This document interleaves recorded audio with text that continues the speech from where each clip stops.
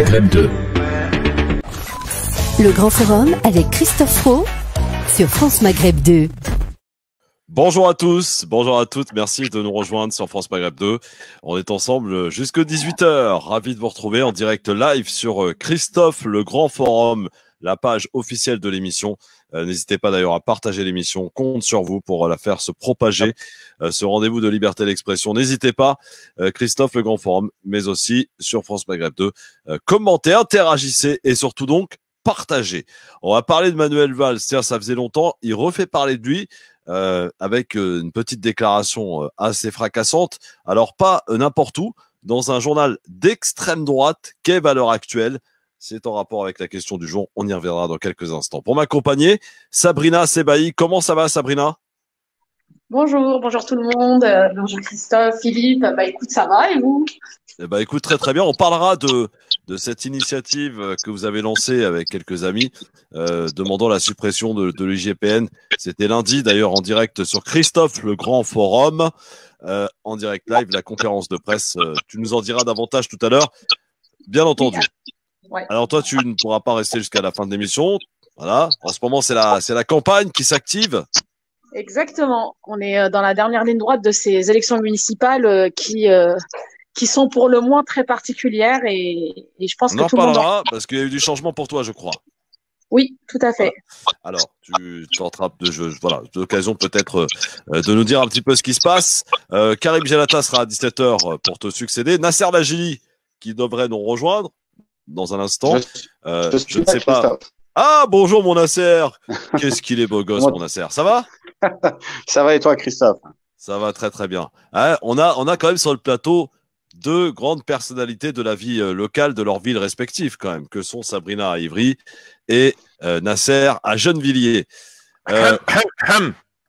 Et Philippe Bouriaki, évidemment, du côté d'Orly. Comment ça, mon pipi? Écoute, je sais pas ce qui s'est passé. J'ai vu une lumière bizarre là. Je pense Maghreb de Christophe le Grand Forum et tu parlais de vie locale, personnalité grande. J'ai pas tout compris. Bah ouais, Sabrina et Nasser. Quand même. Et Bouriaki à Orly, bien sûr. Ah, voilà. Vous connaissez la série Arnold et Willy à l'époque? Eh ben, Orly, c'est Philippe et Jeannaudet. Voilà. Elle a fait des vidéos là, mortelles. Ah ouais? Ouais. Ces dernières vidéos, je te jure. Allez sur sa page. Ça va lui faire monter ses vues, ça va lui faire plaisir, ça va lui faire du bien au moral parce que visiblement, en ce moment, elle n'a pas le moral dans les chaussettes. Enfin, le moral dans les chaussettes. Mais franchement, celui qui a fait les vidéos, musique digne des films de, tu sais, un grand réalisateur, producteur, Marc Dorcel, je sais pas si vous connaissez. Ah ouais, non, mais vraiment, on dirait les années 70, je te jure, je te promets, c'est pas pour moquer que je dis ça, moi. On lui a proposé de venir à France Maghreb 2, ils nous ont répondu que malheureusement, elle n'avait pas de disponibilité, c'est bien dommage. D'accord. Bon, alors. On est parti. Je ne sais pas d'ailleurs si on n'est pas toujours pas en direct à la radio, je crois. Il y a un petit souci. Même, vous êtes en direct bonjour. depuis le début, depuis que tu as commencé, tu es bien en direct, je te rassure. Et bonjour. Ah bon, d'accord. Non, parce que j'avais l'impression que voilà. Bon, ça va, mon Nabil? Ça va très bien. Bon, alors un petit jeu pour commencer. Il y a la pub. Quoi? Juste pour t'informer que dans 5 minutes, c'est la pub. Enfin, maxi. Ouais. Voilà. Bon, alors, un petit jeu par rapport à l'éphéméride. Nous sommes aujourd'hui, et c'est pas n'importe quelle date, le 18 juin. Alors, quelques petites questions, évidemment. Sabrina, Nasser, Nabil et Philippe. Quelle personnalité française lance un célèbre appel à la résistance en 1940? Le général de Gaulle et le... Enfin, c'est le merde couplet. C'était évidemment à Londres, ce fameux 18 juin, faisant appel à la résistance, bien entendu. J'ai eu l'occasion de voir tout à l'heure, franchement, ça n'a pas pris une ride. Incroyable. Ouais. Donc, c'est aujourd'hui le 18 juin, une date importante de commémoration. D'ailleurs, il y en a quelques-unes qui essaient d'aller récupérer. Quel ancien ministre de la Santé, ma deuxième question, est mis en examen pour homicide involontaire dans le cadre de l'affaire du son contaminé en 1999? Non. GP? Non. GP? Non. Un ancien ministre de la Santé qui a occupé ses postes. Fabius? Non, pas Fabius. Kouchner? Non. Non. Alors, je vous donne un indice. Tabac. Evin est une très bonne réponse. Claude Evin. Bravo. Zut. Magnifique. C'est Boyaki qui l'a eu. Hein. On est d'accord. Ouais. Voilà. Je cherche un ancien président français de 1924 à 1931, décédé en 1937. Alors, si vous me le trouvez celui-là. Quoi? Mendes. Non. C'est pas Clémenceau. Non. Non, Clémenceau n'a pas été président. Il a été président de 1924 à 1931. 31. Ouais. Son prénom est Gaston. Gaston Lagaffe. Non. C'est Gaston Doumergue, je crois. Oui, magnifique Sabrina, bravo. Gaston Doumergue. Eh oui. Ah ouais. Sinon, Nabil Nasser, c'est quand vous voulez pour le réveil. Hein. Il m'a pas spécialement marqué. Expert. Tiens, celle-là. Je cherche un ancien footballeur, mais aussi entraîneur de l'équipe de France, né en 1941. Platini? Non. Deschamps? Non. 41. Non. Hidalgo? Non. Qui était champion du monde. Comment il s'appelle? Non, il n'était pas champion du monde. Il a succédé à celui qui était champion du monde, à Aimé Jacquet. Aimé Jacquet. Ah, non, il a succédé à Aimé Jacquet. C'est l'autre là. Comment il s'appelle? Le baril de l'autre. Entraîneur de Tunisie. Oui, il a entraîné à Tunisie. Roger Lemaire. Le maire. Oui, magnifique. Bonne réponse. Dominique. Je cherche à présent un chanteur, mais aussi compositeur britannique, ex-membre des Beatles, né en 42. Paul McCartney. Paul McCartney, effectivement, je crois que c'est le seul d'ailleurs à être vivant, Paul McCartney. Alors que, des Beatles, évidemment. On en est au niveau de la pub, Nabil? 1 minute 20 secondes. Je cherche à présent une actrice française, fille d'un célèbre acteur français, né en 1973. Super. Ouais. Une actrice française, fille d'un célèbre, très grand acteur français. Né en 1900. Comment? Julie Depardieu. Bravo, bonne réponse. Rien à dire. Allez, ma petite dernière question. Je cherche un humoriste et acteur franco-marocain, né en 75. Gad Elmaleh. Debouze. Magnifique, mon cher Nasser. Voilà, vous avez été bon. Bravo. Merci tout le monde. Dans un instant, on s'occupe d'un certain Manu. Manu la malice, de retour. Oh. Manuel Valls, à tout de suite. Oh, Air Valls. Sabrina, essaye de mettre des écouteurs, s'il te plaît. Voilà. Allez. Mais des petits écouteurs, Sabrina, parce que sinon ça fait des petits bizarres. Mais Philippe, est-ce qu'on m'entend bien ou pas? On t'entend très bien, mon Nasser. D'accord, ok. C'est parfait, mon Nasser. Tout va bien, mon Nasser? Oui, est-ce que c'est bon pour vous, là? Oui, c'est bon pour vous là. C'est nickel. Bon, impeccable. Ouais. Voilà, on se fait nos petits réglages, les amis, tout va bien. Bon, alors, avant qu'on parle de Manuel Valls, j'aimerais prendre des nouvelles un petit peu de Gennevilliers. Comment ça se passe, mon cher ami Nasser, depuis que effectivement le maire a été réélu au premier tour? Est-ce que tu joues comme il se doit ton rôle d'opposant? On va jouer notre rôle d'opposant. Opposition ne veut pas dire s'opposer à tout ce qui en gros, l'opposition pour nous, c'est hyper important dans le sens où l'objectif est de l'intérêt de la population. Donc, quand on parle d'opposition, c'est pas une opposition, on va dire falche, quoi, parce qu'il y a beaucoup de gens qui commencent à nous dire oui, il faut s'opposer à la ville, faut avoir la haine contre eux. Non, c'est pas ça. C'est l'objectif, c'est surtout de développer des idées, des projets et qui soient en cohérence avec ce qu'on défend depuis des années, quoi. Donc voilà. Ouais. Très bien. Dis-moi, mon Philippe, est-ce qu'on a des nouvelles de la belle histoire? Parce que hier, en fait, Nasser et Sabrina, on a découvert un spectateur qui nous... Quoi? Je l'ai pas appelé. Je l'ai pas appelé. Je suis désolé. Non, il n'y a pas de souci. En fait, on a découvert un auditeur qui écoute l'émission assidûment et qui nous a réservé une petite surprise hier. Il nous a fait une synthèse à sa manière. Il a noté des mots-clés et il a fait une chronique, les amis, où il est revenu sur tout ce qui a été abordé dans l'émission. C'était exceptionnel. Du coup, on lui avait proposé aujourd'hui de pouvoir la faire en live dans l'émission.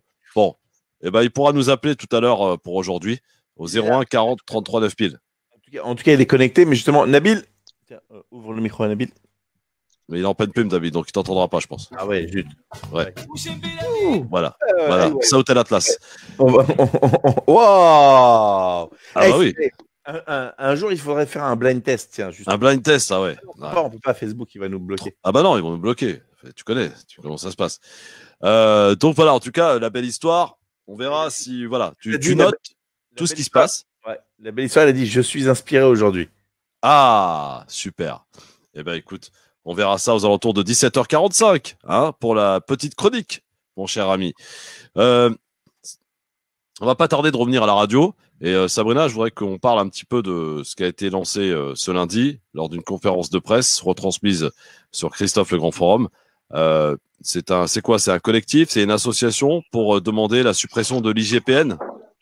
Oui, tout à fait. Donc en fait, on a lancé avec quelques personnes le collectif Contrôle de police. Ouais. Et l'idée justement, c'est on demande la suppression de l'IGPN et de l'IGGN. Pour remettre de la transparence dans les enquêtes et dans la manière dont Alors, l'IGGN, c'est la même chose que l'IGPN, mais pour la gendarmerie. C'est ça. D'accord. Et donc, de repasser à une autorité qui serait indépendante de l'exécutif, donc indépendante du ministère de l'Intérieur. Pour nous, c'est vraiment la condition pour que ça fonctionne.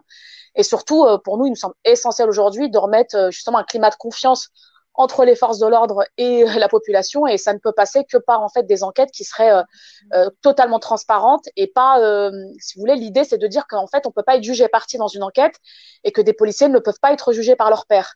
Et aujourd'hui c'est le cas, et l'IGPN aujourd'hui en fait c'est une particularité française au niveau de l'Union européenne. Il y a d'autres pays qui fonctionnent de manière complètement différente. On peut avoir soit des parlementaires, soit des collectifs citoyens, soit d'autres autorités qui peuvent être à l'intérieur justement de ces instances d'enquête. Et en France, c'est pas du tout le cas aujourd'hui. Et on le voit bien, puisque quand il y a des enquêtes qui sont menées, il y en a très peu qui aboutissent. Et ça, justement, c'est pas du tout de nature à restaurer un climat de confiance entre la police et la population aujourd'hui. Très bien. Ça, c'est une bonne idée, ça. Ça, c'est une bonne idée, mon Nasser. Je sais pas ce que tu en penses, mais c'est quand même très compliqué de voir que l'IGPN, qui est en charge de... Le Grand Forum avec Christophe Roux sur France Maghreb 2. On est de retour, les amis, à la radio sur France Maghreb 2. Du coup, Sabrina, je vais te redemander de nous expliquer ce qui a été lancé lundi dernier. Donc, contrôle de police qui vise à demander la suppression de l'IGPN et l'IGGN. C'est vrai qu'on en appelle de tous nos voeux ici à France Maghreb 2, dans le LGF, parce que c'est difficile d'être jugé parti et d'être jugé par ses pairs. Et c'est d'ailleurs le cas pour d'autres corporations. Je pense aux médecins, aux avocats, aux notaires et à tout ce que vous voulez. Du coup, d'ailleurs, Maître Maghrebi, qui avait ici même sur cette antenne, dit si vous êtes victime de violences policières, ne pensez pas à saisir l'IGPN tout de suite, allez au pénal. Saisissez le procureur, parce que l'IGPN ne fera rien. Ne fera rien pour vous réparer en tout cas ce qui a été commis. Au pire, ils vont sanctionner, et c'est même pas sûr, les policiers en question. Donc, il n'y a rien de mieux que le procureur. Alors donc, le but de ce collectif, Sabrina, c'est donc de demander la suppression de ces deux instances qui relèvent et qui sont directement liées au ministère de l'Intérieur. Exactement. Donc aujourd'hui, en fait, ces instances sont reliées au ministère de l'Intérieur, ce qui fait que, comme tu l'as dit, en fait, les policiers qui sont à l'intérieur sont jugés partis. Surtout, ils jugent leurs pairs. Il y a très peu d'enquêtes qui arrivent aujourd'hui à aboutir au niveau de l'IGPN. Donc nous, ce qu'on souhaite, c'est vraiment que ça soit une autorité qui soit indépendante du ministère de l'Intérieur, indépendante de l'exécutif, même si aujourd'hui, c'est très compliqué parce que même le parquet, on peut se poser la question de son indépendance vis-à-vis de l'exécutif dans le contexte actuel, alors qu'on est censé quand même avoir 3 pouvoirs bien distincts en France. Mais on va dire que c'est les limites de la Ve République aujourd'hui. Il faut peut-être réfléchir à la suite. Mais là, nous, ce qu'on demande, c'est une autorité indépendante qui serait peut-être rattachée à la justice. Il faut voir dans quelles conditions, avec soit de la société civile, des parlementaires, des personnes qui seraient aujourd'hui en capacité de faire des enquêtes de manière complètement transparente et que on soit pas dans un flou où justement les enquêtes aboutissent pas. Alors nous, la pétition, on l'a lancée lundi. Je vous avoue qu'on est plutôt content parce qu'on est presque à 8000 signatures déjà. Donc, ça veut dire que quand même, c'est quelque chose qui intéresse et les gens sont très demandeurs aussi de la suppression de cette instance. Est-ce qu'on peut mettre le lien de la pétition? Je ne sais pas si Philippe a accès au truc. Comme ça, les gens vont, au bout d'un moment, on ne peut pas faire semblant de ne pas savoir. Donc, il faut y aller, les amis. Il faut se mouiller un petit peu et il faut qu'on se mobilise. Parce que quand je vois, pardon, là, c'est un petit coup de colère que je pousse, mais quand je vois de la manière dont sont organisées la fachosphère sur un réseau social qui s'appelle Twitter, moi, ça m'interpelle en me disant, mais que fait-on? Nous faisons que subir. Et nous ne réagissons jamais. On a la possibilité, sachez-le, notamment sur Twitter, quand il y a un propos raciste, un dérapage, eh bien, de signaler le tweet. Et croyez-moi que Twitter font sauter des comptes. Et ils y arrivent, la fachosphère. Nous, on fait rien. On se laisse humilier, insulter, et on ne veut pas réagir. On ne peut pas rester dans l'inaction. Et on ne peut pas dire, oui, mais moi, qu'est-ce que je peux faire? Eh bien, on s'organise en groupe, en collectivité. On dit, tiens, moi, je m'en fiche, je vais le faire à partir de lundi s'il faut. On va prendre quelqu'un, s'il y a un dérapage, je vais le mettre là dans l'émission. Voilà. Et on va voir si à 18h, en 2 heures de temps, on peut faire sauter des comptes. Si on y arrive, c'est qu'on est efficace. Si on n'y arrive pas, c'est qu'on est des nazes. Et on va rester là où on est. Excusez-moi de parler ainsi, mais au bout d'un moment, c'est la colère qui monte. C'est l'inaction qui devient aujourd'hui notre action principale. Et ça, c'est pas normal. Il faut ça cesse dans ce pays que nous subissions, que nous subissions sans agir. On va arrêter de pleurnicher. Il faut agir maintenant. Ça suffit. Donc, si on peut mettre peut-être éventuellement le lien de la pétition donc de ce collectif pour aller signer, ça ne coûte rien. Vous allez cliquer, ça prend 2 secondes. Vous signez et ça peut avoir de l'impact pour demander. Et alors là, je souscris à 100% à cette action, Sabrina, la suppression donc de l'IGPN, de l'IGGN, qui ne servent à rien. Et de toute façon, on sait très bien ce que ça donne. Quand l'IGPN est saisi, ça se termine souvent, pour 99% des cas, par un classement et sans suite. Et les policiers sont même pas inquiétés. Donc, au bout d'un moment, ça suffit. Je sais pas ce que tu penses de mon petit coup de gueule, Nasser, mais au bout d'un moment, ça suffit, quoi. Non, non, alors je te rejoins complètement, Christophe. Effectivement, surtout dans les temps là qui courent, et on voit la situation comment elle se dégrade. Donc on voit que aujourd'hui dans les quartiers, on est de moins en moins entendu. On essaye de diviser les gens des quartiers populaires face à la politique, on va dire pas forcément du gouvernement, mais des gouvernements qui ont précédé Macron et celle qu'on a aujourd'hui. Donc c'est une continuité d'un travail qui est organisé depuis plusieurs années. Et là, franchement, dans tout ça, effectivement, il faut vraiment s'organiser. Je pense que les guéguerres entre organisations, associatives et autres, il faut surpasser ces problèmes et de Exact. faire en sorte qu'on soit unis et qu'on arrête de se prendre la tête, mais qu'on crée un réel lobby, une vraie force qui devrait exister dans notre pays en voyant tous les quartiers populaires qui sont très actifs à travers les maraudes, à travers les actions contre les discriminations, à travers les bavures policières, comme on voit aujourd'hui. Voilà, plus on avance et plus ça va être compliqué et plus difficile. Donc là, il y a nécessité pour que tout le monde s'organise et qu'ils se mettent autour d'une table pour qu'il y ait une organisation commune pour exister. Voilà. Mais pensez au moins à vos enfants qui vont devenir majeurs plus Absolument. tard et qui risquent, malheureusement, il faut le dire, c'est un risque quand on est habitant des quartiers populaires de voir grandir ses enfants, qu'il y ait un jour un contrôle qui se termine mal, un contrôle policier. On en est là, je suis désolé de le dire, hein. C'est désolant, Ah. mais on en est là. Alors, ils attendent même pas d'être majeurs parce qu'il y a un article qui est sorti Oui, bien aujourd'hui, sûr, justement, bah oui, Human Rights, qui dit quand même qu'en France, il y a des contrôles très, très jeunes et à partir de 10 ans, on a des jeunes qui se font contrôler en banlieue et c'est pas toujours dans de bonnes conditions. Donc, franchement, pensez à vos enfants et vous verrez que je pense que si on se met, moi, je suis complètement d'accord avec Nasser, je pense que là, il va falloir s'unir effectivement pour réussir à avancer et gagner petite bataille par petite bataille pour arriver à obtenir ce qu'on souhaite. Voilà, alors si on doit être là aussi pour ça, moi, il n'y a pas de problème, j'assume. Je serai là pour essayer d'alerter, de mobiliser, parce que je pense qu'on est tous d'accord, Sabrina et Nasser, Philippe, on en parlait déjà hier, le climat actuel de notre pays, ça va pas du tout. On est vraiment au bord de quelque chose qui se prépare. Et on va en parler d'ailleurs. Oui, non, mais d'accord, mais on va en parler d'ailleurs dans quelques instants avec Manuel Valls, mais qui sort de nulle part, mais qui revient en allumant la mèche, quoi. Il veut enflammer, lui. C'est son rôle. Et comme les idiots utiles donc du gouvernement, de l'État, que sont le Rassemblement national. Ce matin, je faisais un tweet en m'interrogeant sur le fait que je ne comprenais pas qu'une tribune très importante, remarquez, hein, est ouverte en ce moment, accordée au Rassemblement national. On les voit tous. Ils passent tous les uns après les autres dans tous les médias. CNews, BFM TV, LCI, de Julien Audoul en passant par Jean Messia, en passant par les autres, quoi. Ils y vont tous, quoi. Bardella et compagnie. Pourquoi maintenant? Pourquoi en ce moment où le climat va très mal? Pourquoi ces gens viennent raconter leur salade sur les plateaux télévisés. Là, écoutez bien, dans ce pays, la France, qui est notre pays, le racisme n'a jamais eu et n'aura jamais sa place et ne sera jamais la solution. Croyez-moi, parce que nous, on va se battre.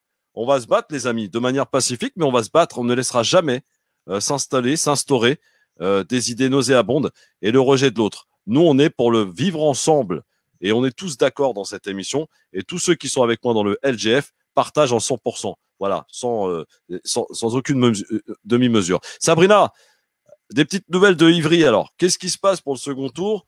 Donc toi, tu as... qu'est-ce qui s'est passé pour toi? Raconte-nous. Bah, en fait, au second tour... Parce que j'ai vu que tu t'es fait pas mal... tu t'es fait pas mal allumer sur les réseaux. Hein. Ah bah tu sais, quand on est une femme, et encore plus quand on est une femme racisée en politique, alors tu t'en prends plein la gueule. C'est beaucoup, tu vois, le traitement médiatique est complètement différent parce que en fait moi j'ai fusionné au second tour avec la liste du maire PC, donc qui m'a proposé de fusionner avec sa liste. Et tu vois, ça aurait été un homme, on aurait dit bon bah fusion, rassemblement de la gauche, etc. Une femme, c'est de l'opportunisme. Voilà, elle y va pour la gamelle, etc. Alors que franchement, on a fusionné parce que bon déjà, moi je voyais pas comment partir en campagne au second tour dans le contexte actuel. Moi j'ai passé tout le confinement à faire des maraudes et à voir les gens comment ils souffraient en fait au moment du confinement, et je me suis dit c'est un peu indécent en fait de faire campagne pendant cette période-là. Et c'est vrai que on a réussi à discuter sur le projet politique, ce qui était le plus important pour nous, parce que nous c'était quand même d'intégrer aussi nos propositions sur le projet municipal qui va finalement être mis à l'œuvre pendant les 6 prochaines années. Donc aujourd'hui c'est la raison de cette fusion. Alors après ça a été une fusion un peu compliquée parce que moi j'avais le PS et LFI avec moi dans ma liste. Mais enfin le PS ils étaient le PC n'en voulait pas, donc ils ont été exclus de l'accord, et LFI ils ont refusé. D'accord, oui. Oui, on sait qu'FI et communiste, ça fait pas très bon ménage.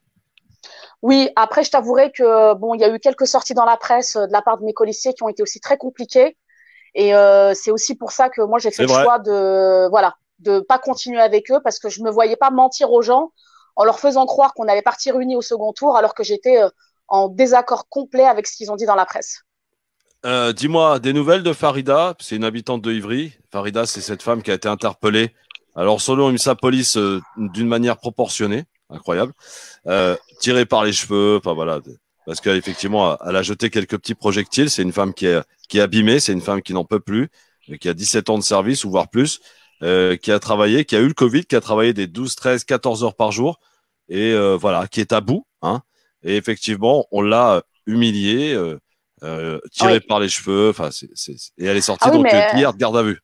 Absolument, elle est sortie de garde à vue, donc elle est convoquée à la rentrée. Exactement. Donc pour outrage, enfin voilà, ils vont charger la totale. Mais c'est vrai que quand on voit les images, c'est hyper choquant. Enfin, traîner par les cheveux sur plusieurs mètres, voilà, pour essayer de l'interpeller alors qu'elle fait 1,55 m. Franchement, quand on voit les gars qui sont autour d'elle, on se demande pourquoi ils utilisent ces méthodes-là, alors que franchement, c'est pas comme si elle allait se débattre et réussir à les battre tous autant qu'ils sont. Et voilà, et ça fait écho avec d'autres images qu'on a pu voir aussi. Je crois que c'était à la gare, je sais plus c'était sur quelle gare on a vu ça. On le verra tout à l'heure, c'était à Aulnay-sous-Bois. Exactement. Donc voilà, on assiste vraiment à des images qui sont hyper choquantes. Et en fait, aujourd'hui, on a la chance d'avoir toutes ces images-là qui nous montrent la manière dont les choses se passent. Et je pense que ça va être très important aussi de se battre de toutes nos forces pour éviter que des propositions de loi telles que celle d'Éric Ciotti, qui veut interdire de filmer les policiers et les pompiers, etc., ne puissent aboutir un jour. Ouais. Nasser, ça t'a choqué ces images de cette femme, Farida, interpellée donc aux Invalides? Bah, moi, ça m'a plus que choqué. Après, moi concrètement, je vous dis, hein, j'ai participé à plusieurs manifestations, pas plus tard que le week-end dernier, pour justice et vérité pour les victimes de bavures policières. Il faut voir le contexte et la situation dont les choses sont faites sur le terrain. Faut peut-être aussi rappeler que la police qu'on voit dans les manifestations sont des bourrins, sont des gens qui vont même pas discuter. Ils sont pas là, même dans la communication, ils sont incapables de discuter. Donc, on se retrouve nassé, on se retrouve avec des bombes lacrymogènes en pleine gueule. Donc, voilà, je pense que cette dame, cette pauvre dame qui aujourd'hui a travaillé comme une malade pendant la période du Covid-19, a pété un câble, et c'est légitime qu'elle pète un câble. C'est légitime. Elle n'a pas agressé, elle a jeté des pierres parce qu'elle en a marre de recevoir des bombes lacrymogènes en pleine gueule. Elle en a marre que ce gouvernement ne bouge pas sur des revendications qui sont soulevées dans les hôpitaux. Elle en a marre des suppressions de postes aujourd'hui dans les hôpitaux parce qu'aujourd'hui on reproche à ces médecins et ces docteurs de ne pas être à la hauteur. Donc effectivement, tout ça a fait que ces infirmières et ces docteurs pètent un plomb et manifestent, et parfois ça peut aller loin et ça peut être légitime. Moi personnellement, je la soutiens de tout mon cœur et je trouve ça dommage que ces mêmes personnes qu'on applaudissait il y a même pas 3 semaines se fassent tabasser dans des manifestations aujourd'hui. Faut voir ce qu'elle s'est pris, la pauvre Farida, sur Twitter. Mais c'est un scandale. C'est violent. C'est un scandale. Ouais. D'ailleurs, dès qu'ils ont découvert Sabrina qu'elle s'appelait Farida, ça a changé de camp, c'est-à-dire qu'on n'était plus dans la condamnation de l'interpellation. On était maintenant en train de prendre la défense de la police et voilà, elle s'appelait Farida, donc ça méritait effectivement une telle humiliation. Hein. Ah, mais j'ai envie de dire qu'ils utilisent des techniques habituelles, c'est-à-dire que quand on a quelque chose qui est choquant, comme ces images qu'on a pu le voir de cette interpellation, on ressort soit le casier judiciaire, soit les amendes qu'ils auraient pu avoir, comme dans le cas de Cédric Chouviat. Et puis là, c'est Farida, quoi. Donc, en fait, à chaque fois, on délégitime la victime pour légitimer finalement ce qui s'est passé et la méthode d'interpellation. Non, mais en même temps, je t'en remercie et tu as raison, Sabrina. Mais en même temps, il faut voir aussi ce qu'ont vécu les Gilets jaunes. La police qu'on a aujourd'hui n'est pas du tout à l'image de ce qu'on attend. La police de proximité qu'on avait à un moment donné, elle a complètement disparu. On a une police de répression qui est capable de détruire une vie d'une personne. Donc aujourd'hui, effectivement, quand on voit dans les manifestations des éborgnés, des gens qui ont arraché une main arrachée, donc tout ça fait qu'aujourd'hui, les gens, oui, effectivement, l'image de la police ne peut pas s'améliorer avec ces conditions. Donc on a un gouvernement qui est sourd et muet. Donc voilà, ça c'est un scandale. À un moment donné, il faut qu'ils prennent conscience qu'il y a un réel problème. Alors, on va prendre l'avis de Mohamed, Mohamed qui nous appelle de Sevran au 01 40 33 9000 parce que les amis peuvent nous appeler, bien entendu. Bonjour Mohamed. Ouais, ça va comme Christophe. Désolé, je viens juste de rentrer dans un tunnel. Je rappelle dans 5 minutes, vous vous rappelez, ça va couper dans 2 minutes. En plus, c'est surtout le traitement médiatique, moi. D'accord, très bien, ça m'intéresse, mon Mohamed. Rappelle-nous, mon Mohamed, il n'y a pas de problème. Alors, juste Christophe, par rapport à ce que disait Nasser, moi je trouve que c'est encore plus loin que ça. Moi aujourd'hui, j'ai l'impression, en tout cas, mon sentiment, c'est que le gouvernement utilise la police et les forces de l'ordre sur les manifestations pour en fait pour taire toute revendication sociale. Et c'est ça qui est le plus grave, c'est qu'aujourd'hui, voilà, comme tu disais tout à l'heure, on nasse. On ne peut plus manifester, on ne peut plus manifester en sécurité. Et ça, c'est vraiment une utilisation du pouvoir des forces de l'ordre aujourd'hui pour taire toute réclamation. Absolument, absolument. Ouais, on est d'accord. On en parlait déjà hier. J'ai dit ce que j'avais à dire là-dessus. Bon, 01 40 33 9000. N'hésitez pas à partager, les amis. Vous savez, ici, on n'est pas là pour faire plaisir à qui que ce soit. On est là pour dire les choses telles qu'elles sont et en toute liberté.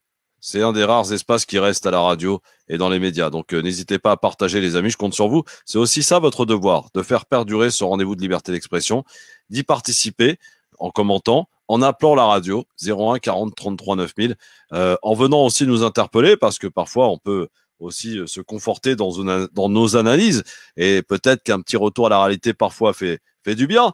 Alors la question du jour, on va attaquer directement dans un entretien à Valeurs Actuelles.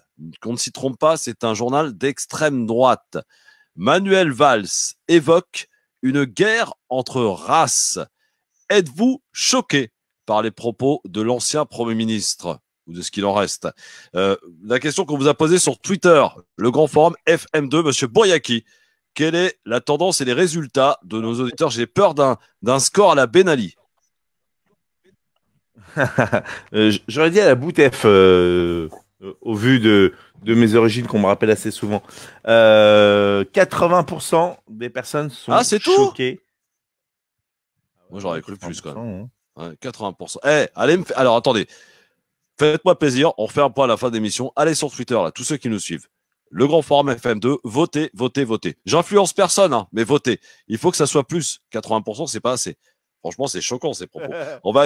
Mais j'influence personne. J'influence personne, hein, attention. Alors, on va accueillir, je crois, Lydia de Paris qui est avec nous, 01 40 33 9000, avant de donner la parole à Sabrina et Nasser. Lydia, bonjour. Oui, bonjour. Bonjour à vous tous. Bonjour Lydia. Bonjour. Parler de la Bonjour. deux dames qui ont été interpellées par la police. Oui. C'est vrai que la police n'a pas à agresser comme ça de cette façon des femmes. Ils auraient pu les arrêter sans cette violence.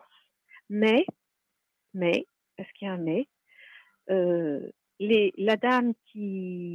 l'infirmière qui s'appelle Farida, n'avait pas à lancer des pierres à la police, les forces de l'ordre, ni à faire des doigts d'honneur non plus.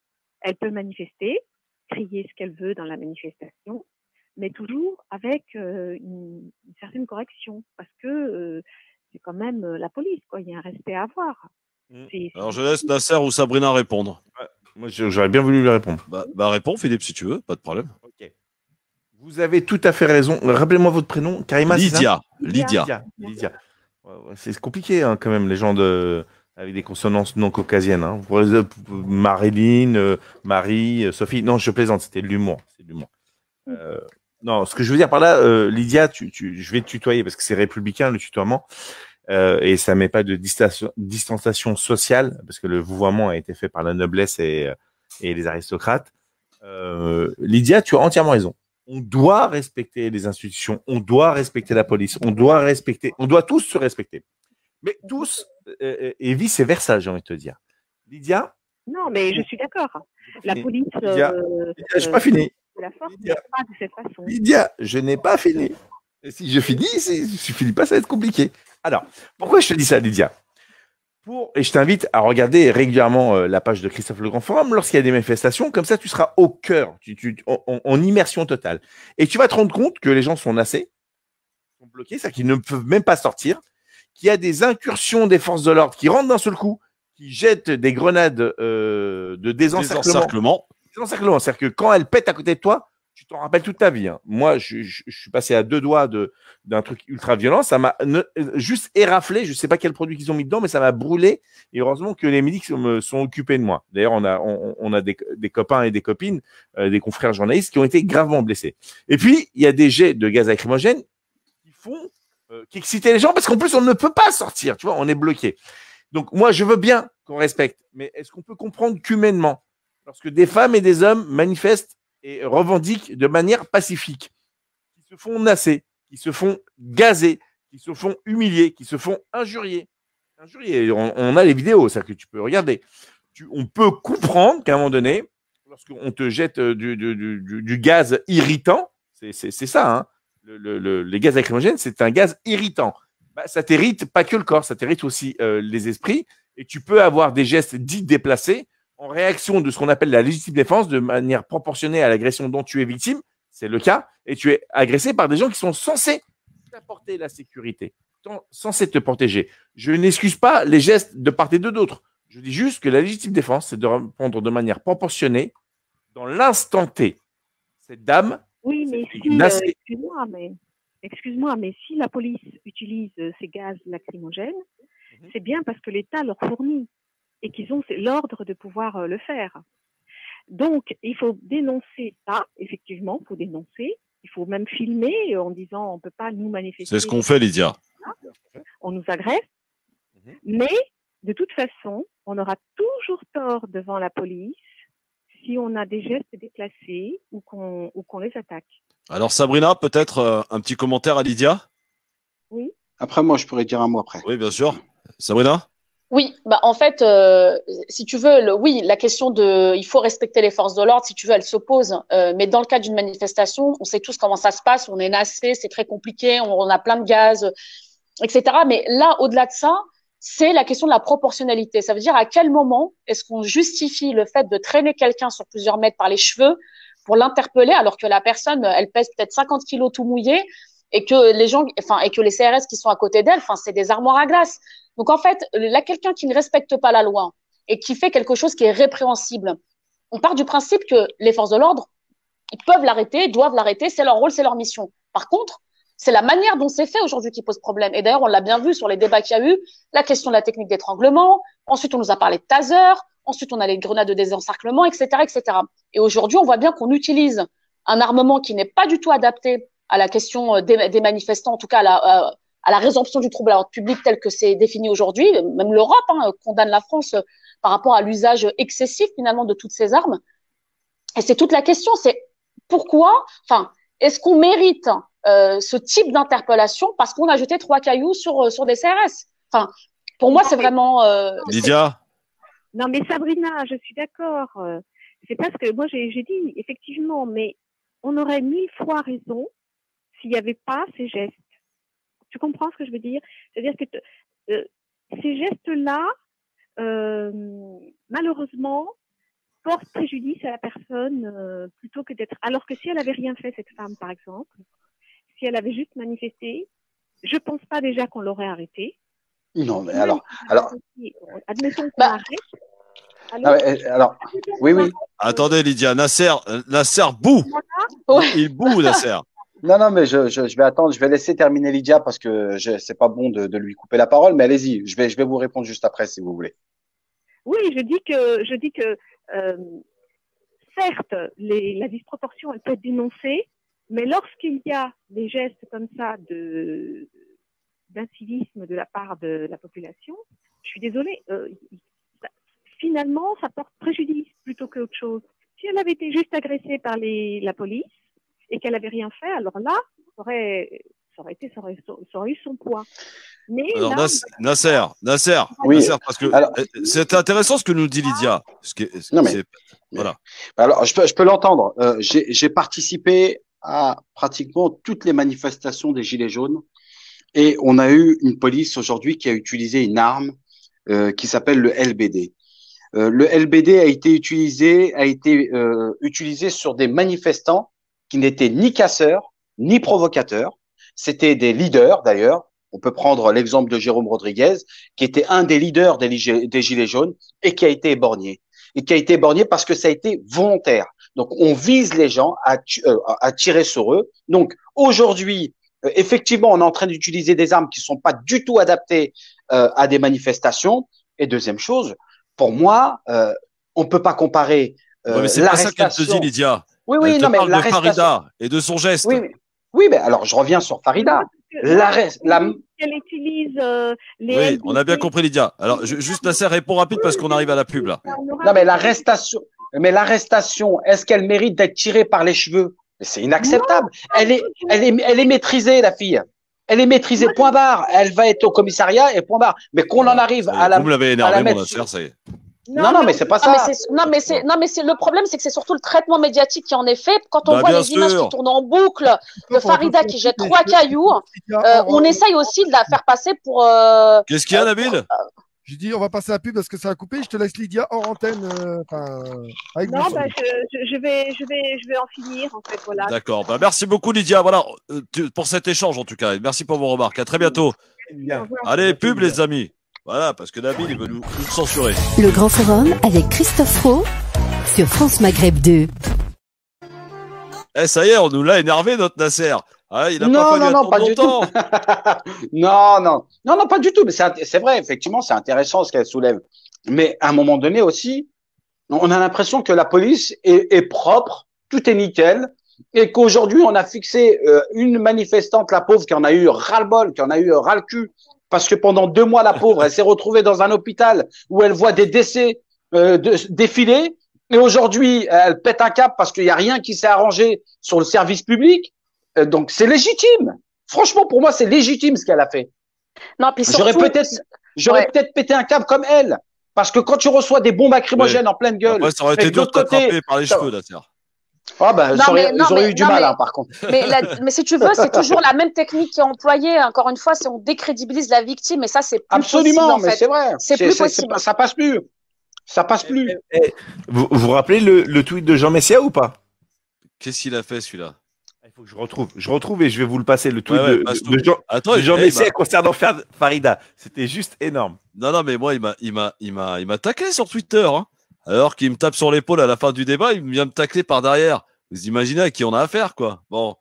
Alors, sur la question de Valls, parce que Sabrina, tu dois partir là dans pas longtemps, j'aimerais quand même avoir ton avis sur cet entretien accordé à Valeurs Actuelles et sur le fait qu'il ait évoqué une éventuelle guerre de race en France. Est-ce que tu es choqué par ces propos de Manuel Valls, ancien Premier ministre de la France? ce qui fut peut-être le plus mauvais de toute la Ve République? Eh bien, je vais te dire, moi déjà, je suis choquée qu'on lui donne encore la parole en France. Oui. Parce qu'il était parti en Espagne et je pense qu'il aurait dû y rester, puisque à un moment. Mais même les Espagnols n'en veulent pas. Ah bah oui, mais ça, c'est plus notre problème, j'ai envie de te dire. Il est parti se présenter là-bas, il se débrouille. Mais moi, je suis effectivement choquée qu'on lui laisse la parole et je suis choquée par ses propos. Il n'y a pas de guerre de race. Enfin, on peut pas utiliser des termes comme ça. Je trouve que pour un homme politique, en plus qui a été Premier ministre, c'est extrêmement grave les mots qu'il utilise. Ouais. Mais bon, en même temps, je pense que c'est voulu, c'est stratégique. Est-ce que tu penses que Manuel Valls, c'est la rumeur qui court, moi j'y crois pas, mais est-ce que tu penses que Manuel Valls pourrait entrer en fonction dans un éventuel remaniement? C'est ce qui se dit. Hein. Bah écoute, en tout cas, il a proposé ses services, donc ça c'est évident, et je pense que justement, il fait du buzz médiatique, et c'est pour ça qu'il est aussi provocateur. Il est aussi provocateur, c'est pour aussi exister médiatiquement, pour s'imposer comme futur participant au gouvernement. Donc je pense qu'effectivement, il y a quelque chose de ce goût-là. C'est très stratégique, on est dans un timing très particulier où tout le monde parle de remaniement. Il réapparaît sur la scène médiatique, je pense qu'il se positionne, mais comme d'autres vont certainement le faire dans les semaines qui arrivent. Et vous imaginez que ça soit lui le remplaçant d'Edouard Philippe? Il y a rien de surprenant. Hein. Non mais là, il commettrait le plus gros impair, et Dieu sait qu'il y en a eu déjà, de son quinquennat à Emmanuel Macron. Mais moi, franchement, en toute honnêteté, j'y crois pas une seconde. Mais moi non plus. Moi, j'y crois pas, mais bon. Après. Christophe, le fameux tweet de Jean Messia. Ouais, il est extraordinaire. Jean Messia tweet la chose suivante avant de le supprimer. Hein. Quand il a appris qu'elle s'appelait Farida. Une femme en blouse blanche, tirée par les cheveux durant une interpellation, finira le visage en sang durant la manifestation des soignants aux Invalides. C'est pas Assa Traoré, ni une quelconque racisée, c'est une blanche dont Castaner ordonne de cogner sans ménage. C'est beau ou pas? Champion du monde ou pas? Champion du monde celui-là. Hey, Jean Messia, quand tu veux, pour un débat là. On te la met en pleine tête celle-là. Mais après, quand il a su qu'elle s'appelait Farida, il a supprimé son tweet. Ah oui. C'est pour ça qu'on l'a dit. Mais nous, il fallait pas supprimer Jean Messia. On l'a trouvé. Voilà. On était là. On vous met le tweet en commentaire. Ah, pub. On y va. Allez, Ethan, allez. Le Grand Forum avec Christophe Roux sur France Maghreb 2. Bon, on est de retour à l'antenne sur France Maghreb 2. Sabrina, je vais te libérer parce que tu dois partir. Et te remercier en tout cas d'être resté un petit moment avec nous. Je t'embrasse très fort et te souhaite beaucoup de bonnes choses. Et n'hésite pas à revenir à la maison. C'est chez toi ici, tu le sais très bien. Merci. Et, prends soin de toi et tu as tout notre soutien, ma Sabrina. Merci beaucoup. Bon courage à tout le monde et puis bonne fin de journée. Merci. Dans un instant, Karim Gelata qui sera avec nous. Merci Sabrina. Karim Gelata qui va nous rejoindre dans un instant. Cadre dans une multinationale, ex-grand sportif. Il a défendu les couleurs de l'Algérie en taekwondo. Karim Gelata, c'est un bonhomme. Il sera avec nous dans un instant. Mais pour l'heure, on va faire un petit tour du côté du standard, mon Nasser, avec Linda de Nancy qui est avec nous. Bonjour, ma Linda. Bonjour, Linda. Bonjour tout le monde. Bonjour. Bonjour. Alors, moi, j'appelle pour deux choses. La première, c'est que je rejoins complètement Lydia sur ses propos. J'ajouterais même que, ayant l'expérience gilet jaune avec cette fameuse police qui utilise effectivement le monopole de la violence légitime à 100%, je me demande pourquoi ne pas s'être, à défaut de s'abstenir, parce que j'ai compris la cause de la manifestation, ne pas s'être simplement retiré. Donc voilà, je vais pas m'étendre là-dessus. Elle était nassée. Linda, elle était nassée. Vous avez compris, excuse-moi, tu as compris le principe de la nasse? De là? De la nasse. La nasse, le fait d'être nassé, en fait. La police nasse et empêche les gens de quitter la place. Ça veut dire que... oui, d'accord, mais dans ce cas-là, tu te mets à l'abri, enfin, tu t'éclates pas. Est-ce que tu as Google Maps? 1m55, tu t'éclates pas à jeter des projectiles quand t'es bloqué, quoi. Enfin, je pense que tu te mets à l'abri, que tu sais que tu as tes et que ta cause, que ce que tu vas faire va forcément desservir ta cause. Ce n'est que mon point de vue, voilà. Tu m'entends ou pas? Linda? Oui. Est-ce que tu as un ordinateur et Google Maps? Pardon? Est-ce que tu as Google Maps? Google Maps. Oui. Alors, tu vas sur Google Maps, tu tapes Place des Invalides ou Place de la République et tu regardes sur le satellite. Et tu vas voir que tu ne peux pas te protéger. Nassé, on est tous bloqués. C'est systématiquement d'essayer de trouver des excuses. Enfin, je veux dire. Mais regarde nos lives, Linda. La police a le monopole de la violence légitime, je l'ai dit. Il y a des débordements, il y a des choses qu'il faut combattre par des actions, comme le disait votre intervenante tout à l'heure. Je l'entends et je suis 100% d'accord avec. Mais il y a un moment, quand on a vu la crise des Gilets jaunes, on est en plein contexte où on remet en cause la police. Je pense que, à défaut de pouvoir se mettre à l'abri, tu jettes pas de projectiles et tu fais pas de doigts d'honneur. C'est ce que vous lui reprochez en fait, c'est d'avoir jeté des projectiles, c'est ça? Non, en fait, devrait aussi lui. Non, moi ce que je reproche, c'est comment dire, c'est qu'elle a desservi malheureusement sa cause. Elle a desservi la cause. Oui. En jetant 3 cailloux. Elle a desservi la cause en jetant 3 cailloux. Et lorsqu'elle a été victime du Covid. En face de toi, t'as les CRS. Tu sais que ça fait plus d'1 an qu'ils sont là et qui cassent du manifestant. Et vous l'avez dit, à l'heure d'aujourd'hui, le pouvoir, le but, c'est de ne pas laisser le peuple s'exprimer. Tu le sais, je veux dire, tu te rends à une manif, en plus à Paris, tu sais qu'il y a des... Et donc, on doit l'accepter.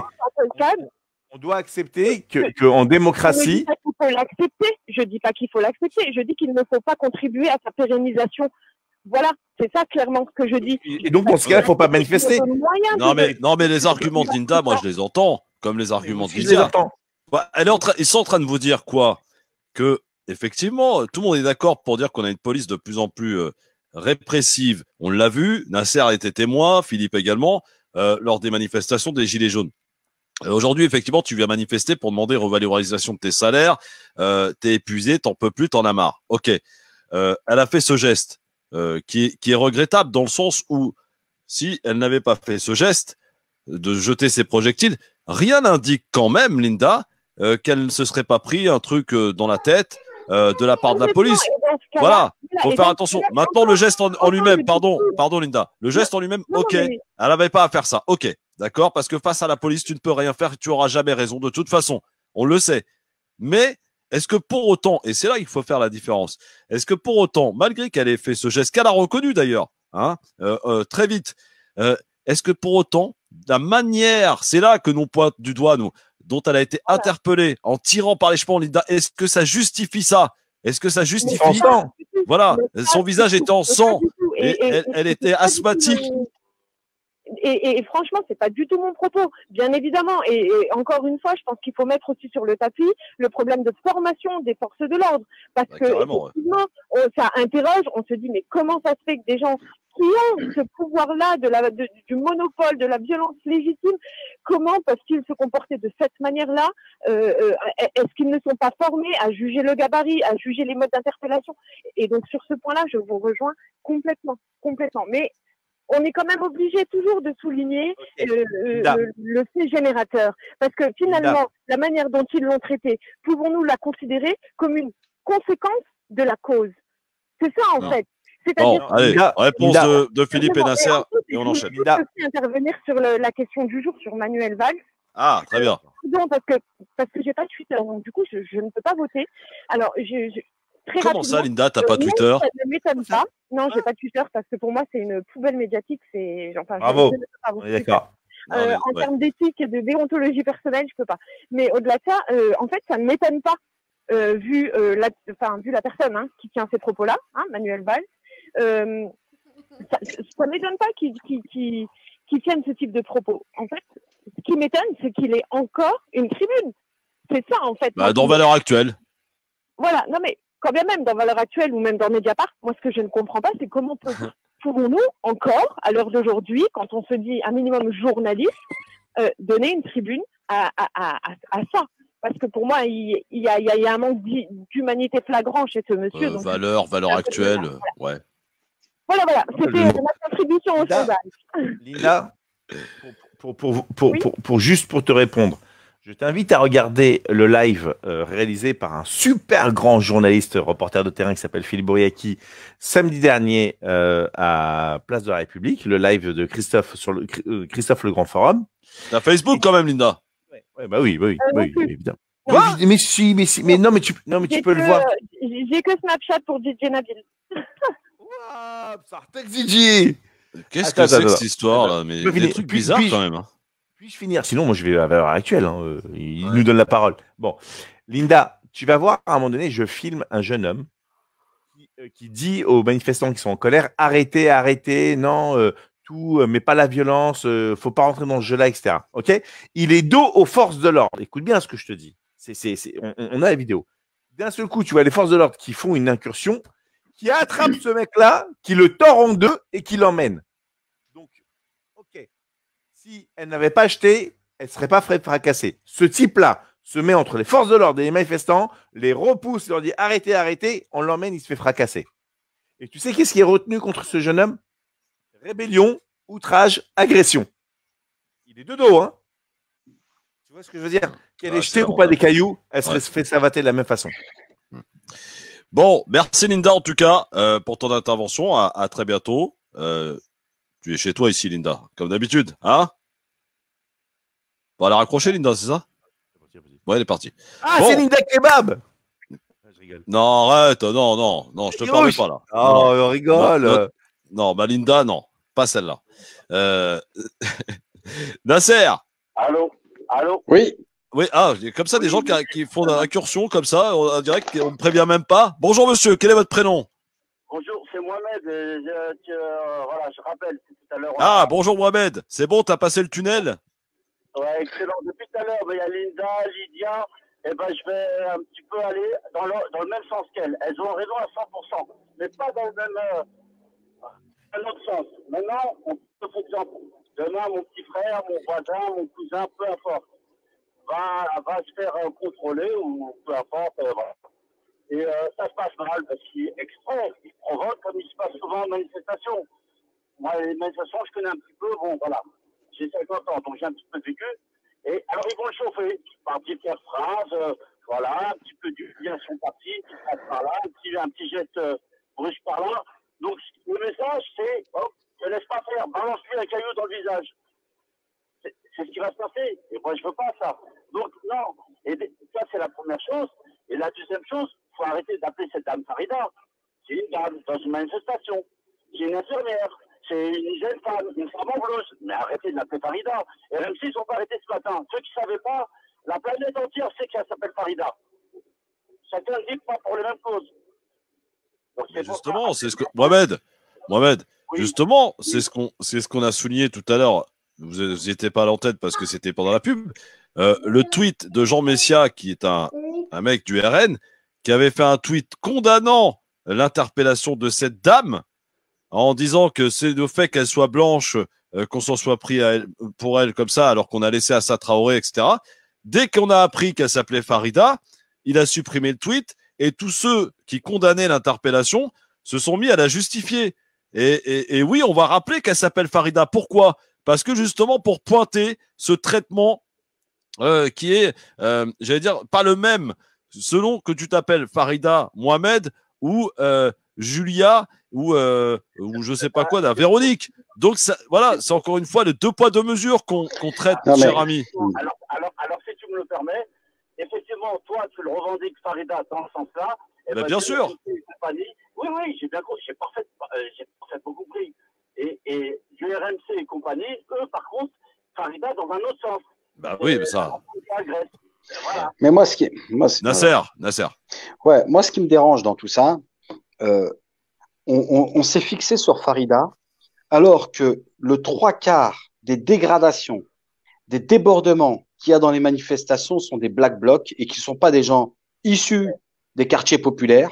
Ne sont pas des gens issus, on va dire, de consonance maghrébine, comme on les appelle. Voilà. Et aujourd'hui, malheureusement, on a vu une personne, Farida, tiens, c'est celle qu'on l'a vue en vidéo. Allez, on va taper sur elle, mais tout ce qui s'est passé autour, on l'a laissé. Et on a mis tout ça sur son dos comme si c'était elle la responsable de tout ce qui se passait autour. Donc, à un moment donné, ça suffit. Donc, je considère qu'à un moment donné, il faut arrêter. Parce que même avec les gilets jaunes, c'était pas des gens des quartiers populaires. On a parlé de débordements, etc. Mais heureusement que ça s'est pas fini avec des dégradations à la manifestation pour justice et dignité pour les personnes qui ont été victimes de violences policières samedi dernier.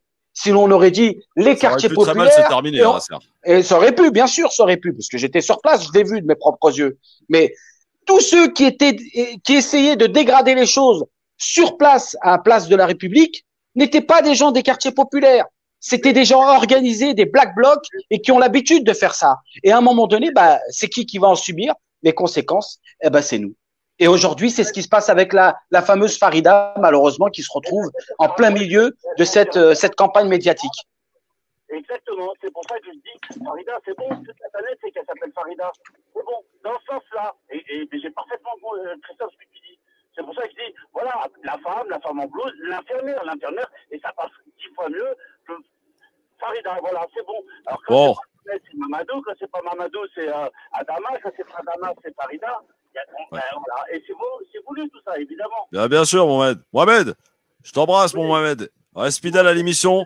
C'est toi qui écoutes d'autres émissions, Mohamed. Toi qui écoutes d'autres émissions, a priori, tu me confirmes qu'ici on peut s'exprimer en toute liberté. On ne te demande pas ton pédigré quand tu interviens à l'antenne. Si je peux me permettre, Christophe, continue ce que tu fais, parce que ton franc-parler, il me plaît bien et t'es pragmatique, c'est clair. Tu t'en fiches rouge, blanc, noir, c'est clair. Et continue comme ça et c'est très bien. Merci, mon Mohamed. Je t'embrasse. À bientôt. Allez, également. 01 40 33 9000, c'est la fraternité qui s'opère dans cette émission. Parce qu'il ne faut pas prendre les choses à la moitié. La liberté, elle est là. L'égalité aussi. Chacun peut s'exprimer. Tout le monde peut s'exprimer. Et la fraternité, parce que ça se passe de manière fraternelle, évidemment. Notre ami Karim n'est pas arrivé encore? Si, je suis là, salut. Ah, salut mon Karim.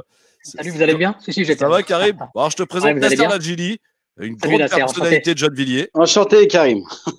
Enchanté. Et Karim, alors fais gaffe, Nasser, parce que Karim, c'est un ex sportif. Il était, t'as été quoi, champion du monde, non? J'ai été champion de quartier, moi. Champion de quoi? Je te disais champion de quartier droit, j'ai été médaillé international. Bah voilà, non, mais n'aie pas peur, dis-le. Attends, voilà. Ouais. Et après, on va dire, Christophe, il fait exprès de prendre des ex-sportifs parce qu'il est de plus en plus menacé sur Twitter. Exactement. Voilà, si j'ai un problème. Et regardez les fachos, là. Il y a Karim, il est là. Attention, il suffit de l'envoyer, il va vous mater, mais en 2 secondes. Allez, 01 40 33 9000. Non, évidemment, pas de violence. On ne répond jamais à la violence par la violence. Parce que, comme on le dit souvent, mon Nasser, Karim, Philippe, la violence est le refuge des incompétents. Voilà. Absolument. Bon, alors, tiens, du coup, mon Nasser, Manuel Valls, est-ce que tu as été choqué par ses propos dans Valeurs Actuelles sur le fait qu'il évoque une possible guerre des races? Mais quelle horreur! Moi, il n'y a plus rien qui me choque chez lui. C'est pas une surprise. Ça date pas d'aujourd'hui. Manuel Valls, c'est celui qui a créé les guerres des races qu'il y a dans nos quartiers populaires et qui essaye de diviser les communautés entre elles. Donc, quand il était au pouvoir, on l'a bien constaté. C'est pas une surprise. Les mots qu'il utilise aujourd'hui, c'est les mots qu'il aurait aimé utiliser s'il aurait été président de la République. Donc, il se sert des médias, Valeurs Actuelles, qui est pas forcément un journal fréquentable. Donc, voilà, pour moi, Manuel Valls n'est plus français pour moi, parce qu'il est parti en Espagne, il est espagnol, donc il s'est présenté à des élections en Espagne. Il était confiné au Baléares. Voilà, et en plus, c'est pas ça, c'est qu'il démissionne de son poste de député. Donc, à partir de là, t'as plus droit à la parole, tu laisses la place aux autres, et t'as pas été à la hauteur. Et si t'as décidé de quitter la France, c'est pas pour rien. C'est parce que t'as été peut-être déçu, ou tout simplement parce que… Tu l'aimes ou tu la quittes. C'est ça. C'est exactement. Voilà, on va utiliser les termes que des politiques ont utilisés pendant plusieurs années. Donc, voilà. C'est comme le LGF. Tu l'aimes ou tu le quittes. Absolument. Exact. Alors, mon Karim, Manuel Valls, commentez les amis, commentez sur Facebook. Appelez-nous 01 40 33 9000. On refait le costard de Manuel Valls aujourd'hui. Je vous le dis clairement. Karim, choqué ou pas par les propos de Manuel Valls dans Valeurs Actuelles? Non, pas. Alors, honnêtement, pas choqué. Je rejoins notre ami Nasser, pardon, excuse-moi. On a une personnalité, anciennement, une ancienne personnalité politique française qui aujourd'hui n'habite plus en France, est conseiller municipal à Barcelone. Donc, je ne comprends pas en fait de quelle manière aujourd'hui en France, nos médias prennent en considération ce que va dire en fait ce personnage. Ça, c'est la première des choses. Je pense qu'il a beaucoup à faire en Espagne et beaucoup à faire donc en tant que conseiller municipal à Barcelone. J'ai envie de dire un peu méchamment, mais honnêtement… Monsieur 4%, faut rappeler le score, 4%. Bon, qu'il s'occupe de ses affaires, en fait. Je pense qu'il a beaucoup de choses à faire. Aujourd'hui, évoquer parler malheureusement de guerre des races et que ça remplace la lutte des classes à partir du moment où déjà la lutte des classes, on fait preuve de beaucoup d'inégalités, pardon. Donc c'est que la lutte des classes, moi j'ai du mal à la voir. C'est pas moi qui le dis, hein, c'est une étude de 2017 de l'INSEE qui met en avant le fait que les enfants descendants d'immigrés maghrébins font face à un plafond de verre. Aujourd'hui, je pense qu'on est face à un système qui essaie de diviser. On parle voilà maintenant de race, d'ethnie, etc. Les Français souhaiteraient vivre en harmonie. Ce que veulent les Français, c'est travailler, payer leurs impôts, vivre heureux, en harmonie, et que tout se passe bien. Aujourd'hui, porter de l'importance à ce que dit ce monsieur n'est nullement important. Là où vraiment, moi, ça me pose problème, c'est que des décennies en arrière, on a eu des hommes comme Nelson Mandela, comme Martin Luther King, comme Malcolm X, qui se sont battus pour qu'on ne vive pas ce genre en fait de propos. Souvenez-vous ce que disait comment il s'appelle Nelson Mandela à son époque. Et il a combattu, il a consacré sa vie à la lutte des peuples africains. Il a combattu contre la domination blanche, il a combattu contre la domination noire, il a chéri l'idéal d'une société libre et démocrate dans laquelle tout le monde vivrait ensemble, en harmonie, avec des chances égales. Cet idéal aujourd'hui pour lequel lui, il s'est battu, il a même dit qu'il était prêt à aller jusqu'au bout et à mourir pour ça.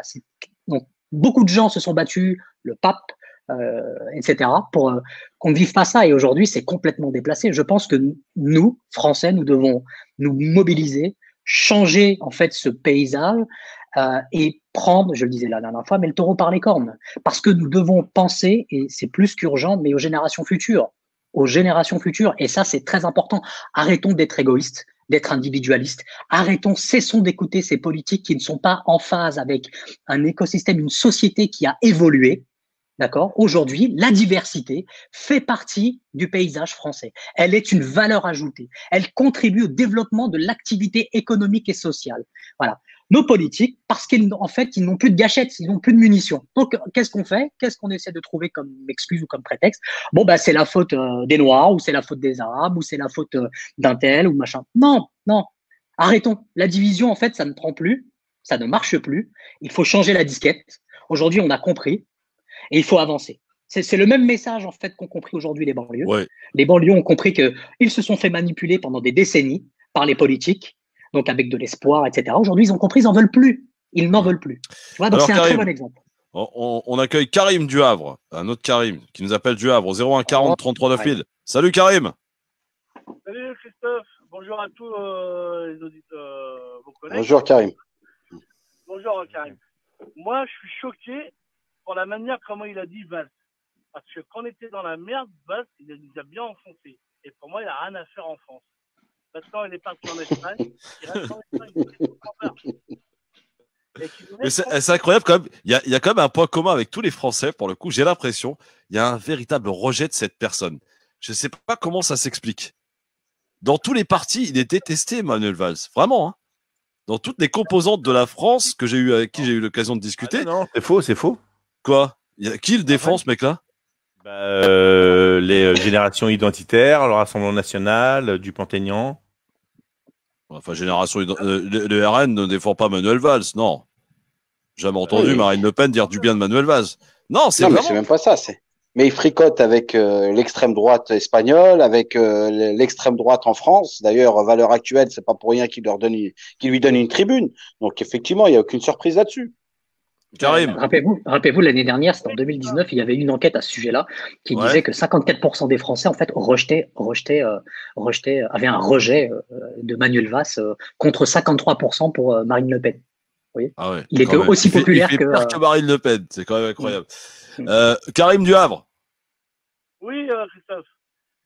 Le problème, pourquoi on est écureuil d'Emmanuel Valls, je vais prendre simplement une petite anecdote.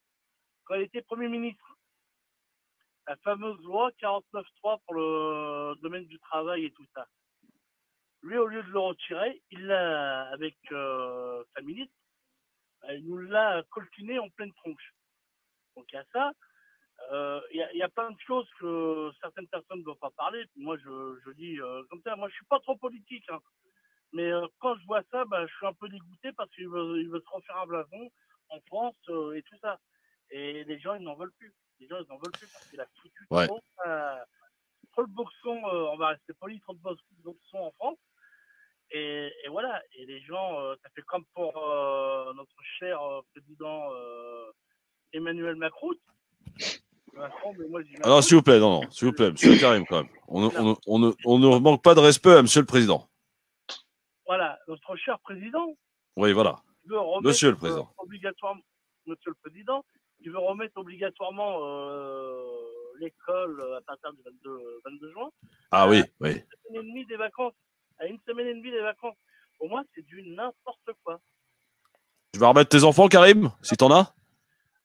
Moi, j'ai 2 filles. J'en ai une qui est en 3e et une en 5e. Et je suis en train de réfléchir avec mon épouse. Parce qu'on nous a dit que si on ne les remettait pas, c'était obligatoire de remettre les enfants à l'école. Donc, oui, c'est obligatoire. Ouais. Oui, on ne sait pas encore. Mais bon, comme leur conseil de classe s'est passé, ça ne sert à rien qu'ils aillent à l'école. Mais bon. Bon. Merci, mon Karim, en tout cas, pour votre intervention. À très bientôt, Karim. En fait, Christophe... en fait, Karim, puisque tu es du Havre, là, le Premier ministre, il a des chances de gagner ou pas, alors? Qui ça? Édouard Philippe. Je crois qu'il va passer à la trappe. Ah bon? Ah ouais, moi, je peux te dire qu'il va passer à la trappe. Ah, bon, écoute. Merci. Karim. Là, bonne fête. Jean-Paul Lecoq. Ouais. Quoi, bonne fête? C'est à Saint-Karim aujourd'hui, non? Ah bon? On a qu'à le définir. Ah bah ouais, définir qu'aujourd'hui, c'est à Saint-Karim. Le 18 juin, ça sera la Saint-Karim. Voilà. Saint-Karim, okay. Et en plus, ce qui est bien, parce que là, il y a Jean-Paul Lecoq qui se présente à la mairie du Havre. Ouais. C'est un député. Et lui, je le connais pas personnellement, mais je sais que quand il était maire de Gonfreville-Lorcher en haut, ouais, il a fait pas mal de trucs pour les jeunes et tout ça. Et c'est bien que tous les Havrais et Havrais votent Jean-Paul Lecoq parce que s'il nous remet Édouard Philippe, on va être dans la merde. Bon, c'est Karim qui le dit, hein, c'est pas moi, attention. Merci beaucoup, Karim. Karim, si je peux me permettre, il est peut-être plus là, mais moi je t'interpelle sur une chose en fait. Il faut qu'on arrête maintenant d'attendre d'avoir des gens, des personnalités politiques, et on se dit on est dans l'attente d'eux, qu'ils prennent le pouvoir et on attend d'eux. Maintenant, c'est à nous de comprendre et de prendre et te dire c'est nous. Qu'est-ce qu'on va faire nous pour notre pays et pas ce que le pays va faire pour nous. Kennedy disait ça et je pense qu'il a cette citation est à retenir. Magnifique. Maintenant, c'est à nous de dire voilà, on va prendre le taureau par les cornes, on prend le leadership et nous, voici ce que nous allons faire pour notre pays. C'est la pub, on est de retour. Le Grand Forum avec Christophe Roux sur France Maghreb 2. Voilà. Bon, tout va bien. On est en direct. Alors tiens, Philippe, prendre un peu de nouvelles de nos amis spectateurs, spectatrices sur Facebook, Christophe Le Grand Forum. Partagez, les amis. Partagez la vidéo, là. Ça partage pas assez. Je compte sur vous. Partagez, s'il vous plaît. Alors, qu'est-ce que ça donne au niveau des commentaires? Ça réagit comment? Qu'est-ce que ça dit? Est-ce que ça nous engueule? Pas du tout. Ah non, mais Valls, ça... Ah ouais, il s'en prend plein. Ah ouais. Ah bah, c'est un faible mot. Alors bon, ouais. Yasmina, tu vis où, Linda? Elle parle à Linda tout à l'heure. Elle vit à Nancy, Linda. Voilà, à Nancy, d'accord. Tac. Manu est carbonisé. Ça, c'est Ada qui nous dit ça. Valls est avec une milliardaire. C'est Yasmina. Ouais, Valls, bah oui, tant qu'à faire. Il voulait pas de chômeuse, lui. Il a peur. La pauvreté, c'est contagieux. Donc, il évite. Il s'est confiné, lui. Il n'est pas dingue. Au Baléares, dans un hôtel particulier. Oh la vache, Jésus, Marie-Joseph. Alors, Beurre Paris, Valls est aigri. Vous avez vu le jeu de mots ou pas? Oui. Ah bah oui. Non, mais il y a du... Il y a du level. Il parle comme ça car il veut le poste de Castaner. Eh ouais. Ah ouais, attends. Ah, ça serait là, il y a un problème là. Non, mais il y a un gros problème là avec Castaner. Vous êtes au courant ou pas? Qu'est-ce qu'il a fait encore? Les flics continuent leur manifestation tant qu'il n'a pas la démission. Et en plus, il a été désavoué par le directeur général de la police nationale. Il a dit, la clé d'étranglement, continuez. Vous arrêtez pas surtout, ça fonctionne bien. Et donc, Valls, il a dit, non, faut arrêter, ça peut être dangereux. Et l'autre, il a dit, non, on n'en a rien à faire, on va continuer. Ah, il y a quelqu'un qui a sonné chez Karim, c'est à Saint-Karim, il lui aura mis des fleurs. Voilà. et donc, ils vont la continuer jusqu'au moment où ils vont trouver une autre solution. Oui, alors, en fait, voilà. Bon. Zéro. Je propose de faire peut-être, si j'ai le temps, une vidéo pour vous montrer qu'on peut faire d'autres choses que la clé d'étranglement. On peut faire des clés de bras, des clés à la main, des clés au poignet, passer derrière l'individu et lui remonter légèrement l'épaule, lui faire des clés à la cheville. Vous êtes dans tous les clubs de Jiu-Jitsu ou d'Aikido, d'Apikido, de Pencha Silat, de self-défense, et vous allez voir que vous pouvez faire plein de choses, hormis la clé d'étranglement. Donc, monsieur le ministre de l'Intérieur, en ce moment, j'ai un petit peu de temps libre. Je ne suis pas contractualisé avec France Maghreb 2 ni Christophe Le Grand Forum. Je peux me rendre disponible. Comment ça? Ah, quoi? C'est quoi ça? C'est quoi cet appel, ça? Oh, bon, allez, tu fais quoi là? Placement de produit. Ouais, placement de produit. Tu vois, ton placement de produit. France Maghreb 2, Grand Forum, t'as vu? Bon, en tout cas, il y a du monde au standard, les amis. Ils veulent parler. Ça, c'est bien que le peuple puisse s'exprimer. Cette émission, elle est là pour ça. Surtout dans une période aussi compliquée et critique. Nous, en tout cas, aujourd'hui, on a décrété que dans le calendrier, il y aurait la Saint-Karim le 18 juin. Et si on s'amusait... Et Karima aussi. Bah oui, forcément. Et si on s'amusait chaque jour à rajouter un prénom dans le calendrier, et on note, et chaque année, on dit bonne fête à Karim. Donc France Maghreb 2, le Grand Forum a décidé que le 18 juin, ça serait la Saint-Karim pour le 18 juin. Notez, les amis. Nasser, il va falloir qu'on lui trouve une place aussi, Nasser. C'est quand même un beau prénom, Nassera, le 19 juin. Le 19 juin, par exemple. Ouais, tiens. Allez, hop, c'est acté. Demain, ça sera la Saint-Nasser, Nassera. Donc, si vous connaissez des Nasser et Nassera, vous leur souhaitez bonne fête. Si on vous dit, mais ça va pas, tu lui dis, écoute, c'est le Grand Forum, France Maghreb 2, qui ont décidé que tous les 19 juin, ça sera notre fête. Voilà. Eh ben, allons-y. Voilà, on va en faire rager quelques-uns. Si on peut les emmerder un peu. On est là pour ça, quand même, non? 0 à 40. Non, je suis pas d'accord avec toi, Christophe. L'objectif, c'est pas de les emmerder. C'est de rendre cohérent l'histoire de France qui évolue avec son temps. Point barre. Magnifique. Non, mais qu'est-ce que je peux rajouter à ça, moi? Rien. Franchement. Rien. Bah oui, rien. Dans un instant, on a un petit zapping avec des petites images que vous allez pouvoir commenter. Karim, Gelata, Nasser, Lageli. C'est bon, t'as accueilli la personne qui est venue te voir? T'as eu des fleurs, Karim, c'est ça? Ouais, c'était le voisin. Qu'est-ce qu'il veut, le voisin? Si tu fais trop de bruit? Bonne fête? Non. Il a fait tomber quelque chose sur le balcon. Donc, je lui ai dit, écoutez, je finis, j'irai vous le ramasser tout à l'heure. Ah, d'accord. C'est la fin de la... Le Grand Forum avec Christophe Roux sur France Maghreb 2. De retour à la radio, les amis, en direct, 01 40 33 9000, on va accueillir un auditeur. Je vous rappelle que on a décidé que le 18 juin, donc c'est évidemment correspond à l'appel du général de Gaulle à la résistance depuis Londres, un appel que je vous invite à revoir, que vous pouvez très très facilement revoir sur les réseaux, sur YouTube notamment. Ça dure quelques minutes, mais c'est vraiment c'est excellent, quoi. Général de Gaulle dans toute sa splendeur. Et on a décidé donc, parce que pour rendre un peu de cohérence à l'histoire de France, que le 18 juin serait aussi la Saint-Karim. Et on a rajouté un autre prénom pour le 19 juin, les Nasser et Nassera. Demain, c'est votre fête. Donc, si vous en connaissez autour de vous, dans votre famille, vous leur souhaitez bonne fête. Si on vous dit qu'est-ce qui se passe, qu'est-ce qui t'arrive, t'as un problème. Non, c'est France Maghreb 2 et le LGF en particulier qui ont décidé que le 19 juin, ça serait la Saint-Nasser et la Saint-Nassera. Et il y aura d'autres prénoms et on va y aller comme ça. On note, les amis. Voilà, on tient les comptes. Et voilà. Alors, on accueille qui là au standard? Hop, attends, Nabil, qu'est-ce qu'il m'a envoyé? Jamel de Chanteloup, je crois. C'est ça, Jamel? Jamel? Bon, il s'est barré, Jamel. Ok. Non, il s'est pas barré. Micro, DJ Nabil. Pardon. Jamel? Oui, salam alaikum. Oui. Bonjour, Jamel. Bienvenue à toi. Bonjour. Il va falloir qu'on trouve un Saint Jamel aussi. Jamila et Jamel. Ouais, le 20 juin. Le 20 juin. Allez, Jamel. Saint-Jamel, le 20 juin. Voilà, oui, le 1er avril pour la Saint-Manuel Valls. Je pense que c'est pas mal. Non, ça y est, c'est pas possible ça. Non, mais moi, je voulais revenir rapidement. Je vais laisser un peu la place aux auditeurs. C'est juste que Manuel Valls, en fait, c'est un opportuniste. C'est une personne, pardon, on va pas parler comme ça, mais c'est un opportuniste. Quand on revoit les vidéos, il plantait des oliviers en vantant les Palestiniens. Et qu'ensuite, on le voit... 2014, l'acharnement sur Dieudonné, on va pas parler de Dieudonné, mais l'acharnement dessus, médiatique, tout ça, l'argent foutu en l'air. Et puis le mec qui se barre en Espagne et qui revient et qui nous sort des propos comme ça. Mais je pense que le mieux, je sais pas moi. Qu'il se taise à jamais, comme dirait Diodo. Quand j'ai entendu Manuel Valls, parce que j'écoute le LGF régulièrement, j'ai entendu Manuel Valls, c'est une des dernières fois, on parlait de lui.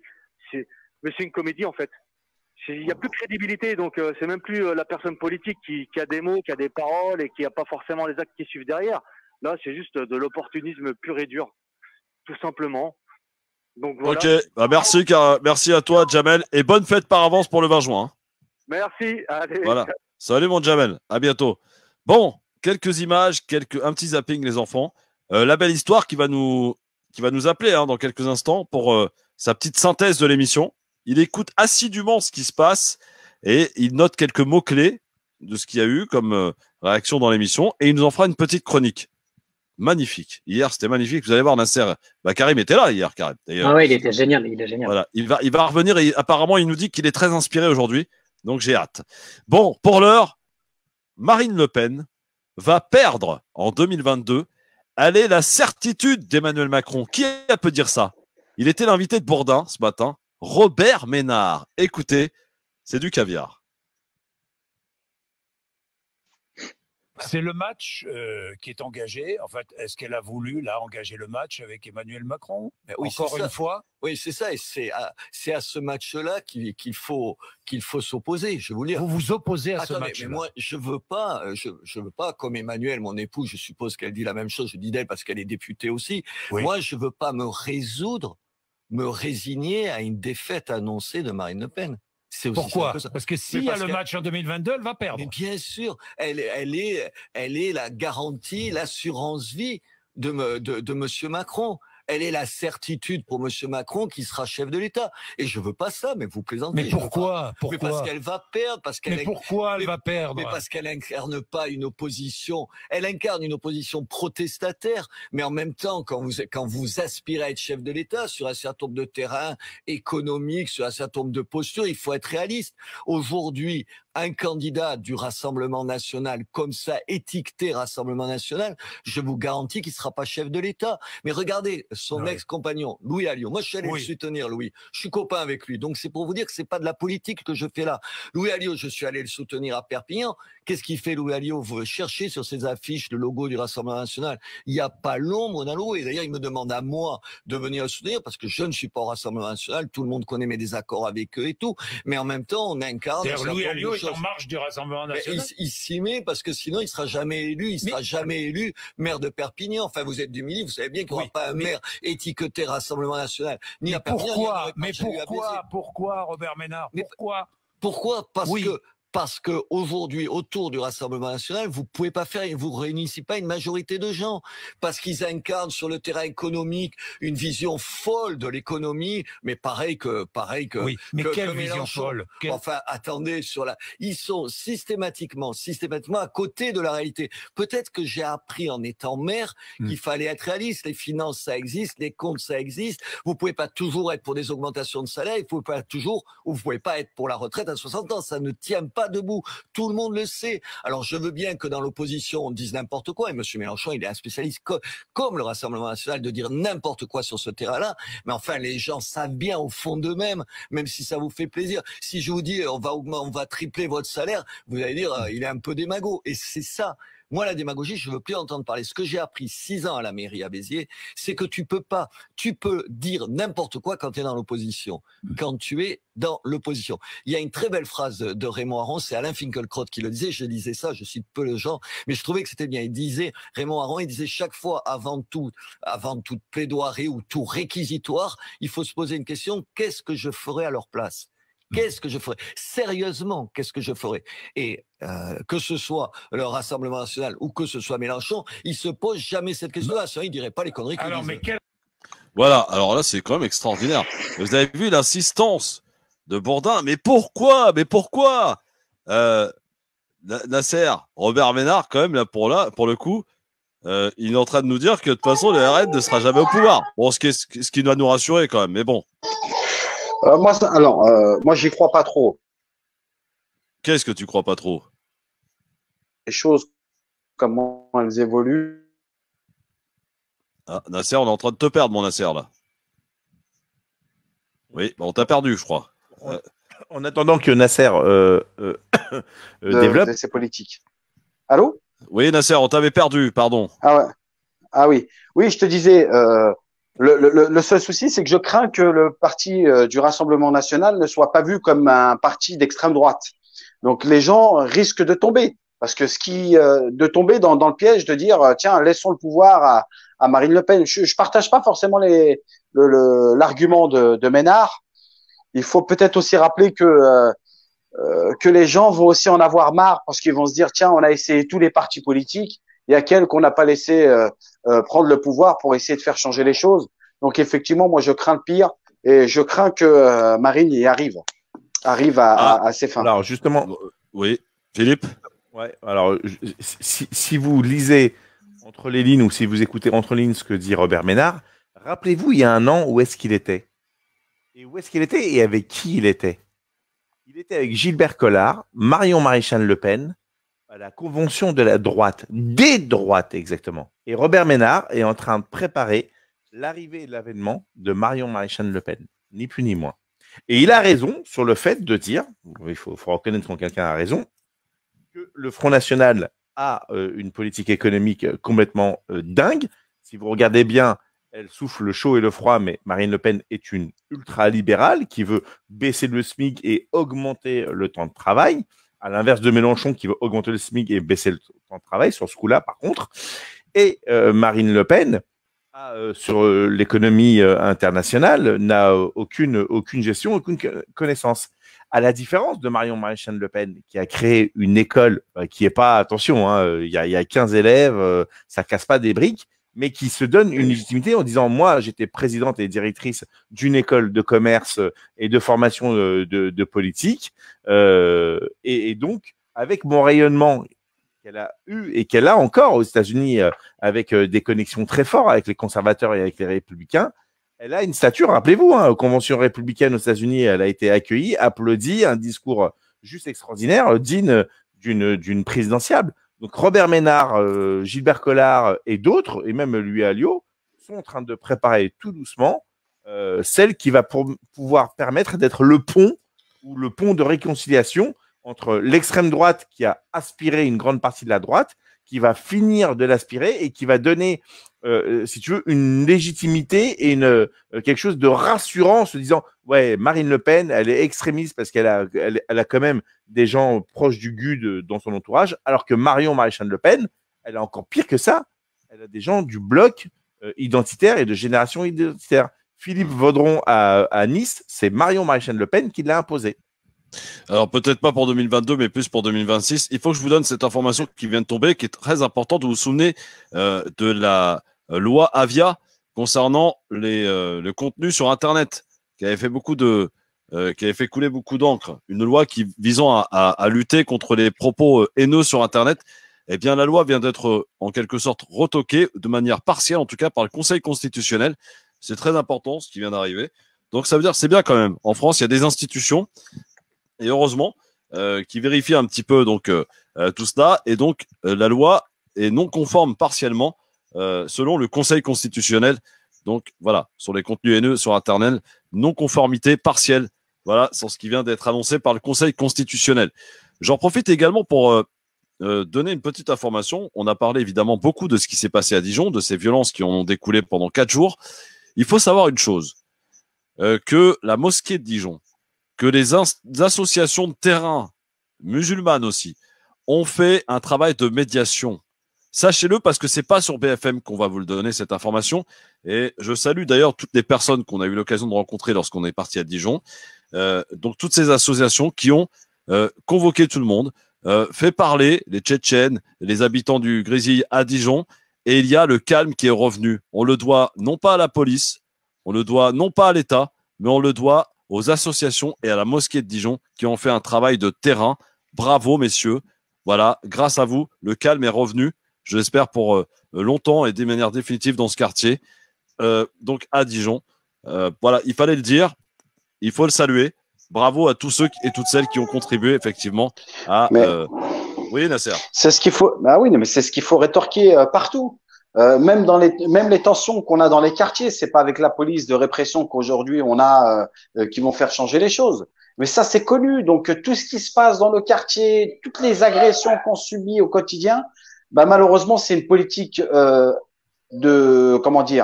de sécurité qu'il faut tout revoir. Parce que là, il y a vraiment un réel problème. Et là, on va droit dans le mur. Hein. Vu comment c'est parti, on va vraiment droit dans le mur. Je le dis clair. Parce que je m'inquiète au fur et à mesure, je m'inquiète. Je me dis, mais attends, comment ça va finir? C'est pas possible. Plus on avance et plus les choses se dégradent. Donc, tu as bien fait, Christophe, de soulever et de le dire. C'est les associations, c'est les hommes de terrain, c'est les personnes qui vivent sur le terrain qui peuvent régler les problèmes d'insécurité ou les problèmes des habitants. Donc voilà, là, Dijon, c'est un exemple type. Aujourd'hui, on va se focaliser sur les origines de ceux qui ont produit ça, parce que hier, j'ai regardé les images. C'est pas anodin qu'ils ont montré des images de ceux qui ont fait de la médiation. On a montré des gros barbus pour essayer de dire, regardez, c'est entre musulmans qui se sont acharnés. Donc c'est triste à dire, mais c'est le constat qui est fait. Donc voilà, les médias ont réussi à faire passer ce message. Bien sûr. Il y a eu un travail de terrain qui a porté ses fruits, et c'est pas ici sur France Maghreb 2 qu'on va le cacher, bien au contraire. Image choquante aussi qu'on va voir maintenant. C'est des agents de la SNCF à la gare de Aulnay-sous-Bois interpellant une femme enceinte. Ça s'est passé le 16 juin. Regardez les images, messieurs, dames. Si quelqu'un peut les traduire pour ceux qui nous écoutent à la radio. En nous écoutant sur France Maghreb 2. Regardez les images. Alors, ce qu'on voit, c'est à la gare d'Aulnay-sous-Bois, une dame s'est amenée au sol en train de subir une sorte de clé plaquée par deux agents au sol, dont un qui est sur elle en train d'essayer de lui faire ce qu'on appelle une clé d'épaule. D'ailleurs, il le fait très mal. Il faudrait vraiment qu'il aille des cours. Au sol, elle crie, et puis d'un seul coup, on va entendre, elle est enceinte. Et à aucun moment donné, on essaie de la relever. Là, on essaie de la menotter. On essaie de la menotter. On est au sol. Il y en a un qui a. Elle est enceinte. Elle est sur le ventre. Elle essaie de se mettre sur le côté parce qu'elle est enceinte. N'importe quoi. Elle est enceinte. D'accord, tu comprends pas. Ça veut dire que ce sont des agents de la Sturge, qui est la police du chemin de fer, la police privée de la SNCF, qui ont les mêmes, pratiquement les mêmes droits que la police nationale dans l'enceinte du territoire de la SNCF, c'est-à-dire dans les gares, sur les abords des gares, sur les trains. Les personnes essayent de s'interposer. Ils sont aussi plaqués contre le mur et menottés. C'est juste impressionnant. Oui, ça fait quand même 2-3 minutes que ça dure. Hein. C'est dingue. C'est dingue, c'est un sou. Voilà, et elle est enceinte, c'est ça? Ouais, elle est enceinte. Ouais. Elle est plaquée au sol. L'un des deux qui a son genou au niveau de tout postérieur par la bloquée. Doucement, elle est enceinte. Le deuxième agent de la Surge vient de déplacer son genou, mais il bloquait au niveau de sa cuisse. Et tout ça parce qu'elle n'avait pas de masque. Hein.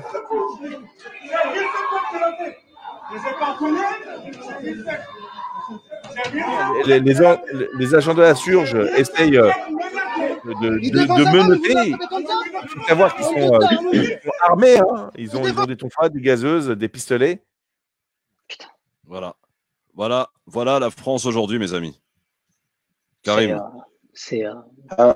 Franchement, c'est regrettable, quoi. J'avais pas vu les images, moi, donc je les découvre. Pour un titre de transport ou pour un masque, je connais pas la raison pour laquelle elle. Quelle que soit la raison, il n'y a pas d'excuse. Non, il y en a. Bah oui, non, il y en a pas. Non, il y en a pas. Non, mais en fait, j'essaie de comprendre en fait ce qui se passe dans la tête. Elle a porté plainte. Cette dame a porté plainte. Elle a bien fait. Ouais, en fait, tu te demandes ce qui se passe en fait dans la tête de ces agents. Alors, ils ont un job à assurer, très bien, mais là, il n'y a pas de violence, il n'y a rien, il y a un échange verbal. D'après les images, hein. Donc moi, je constate échange verbal, un peu houleux, et boum, elle est plaquée au sol et tu lui fais judo boy, karaté kid ou je ne sais quoi. C'est n'importe quoi. Mais regarde, c'est ce qu'on se disait hier ou avant-hier ou les précédents jours en fait. Les gens, il n'y a plus de repères. Aujourd'hui, pour un oui ou pour un non, tu peux te faire plomber. Pour un oui, pour un non, bah, tu te fais plaquer. Quel que soit, tu es enceinte ou pas enceinte, tu vas prendre une claque ou tu vas te faire. Et on a une population, encore une fois, hein, derrière leur métier ou autre, mais les gens sont complètement acculés. Tu vois, il doit y avoir de la peur, de la défiance, je sais pas. Bien humainement, sûr. En fait, qu'est-ce qui se passe dans ta tête pour que tu en arrives là, en fait? Qu'est-ce qui se passe dans ta tête? Autres images, Karim, Nasser, Philippe.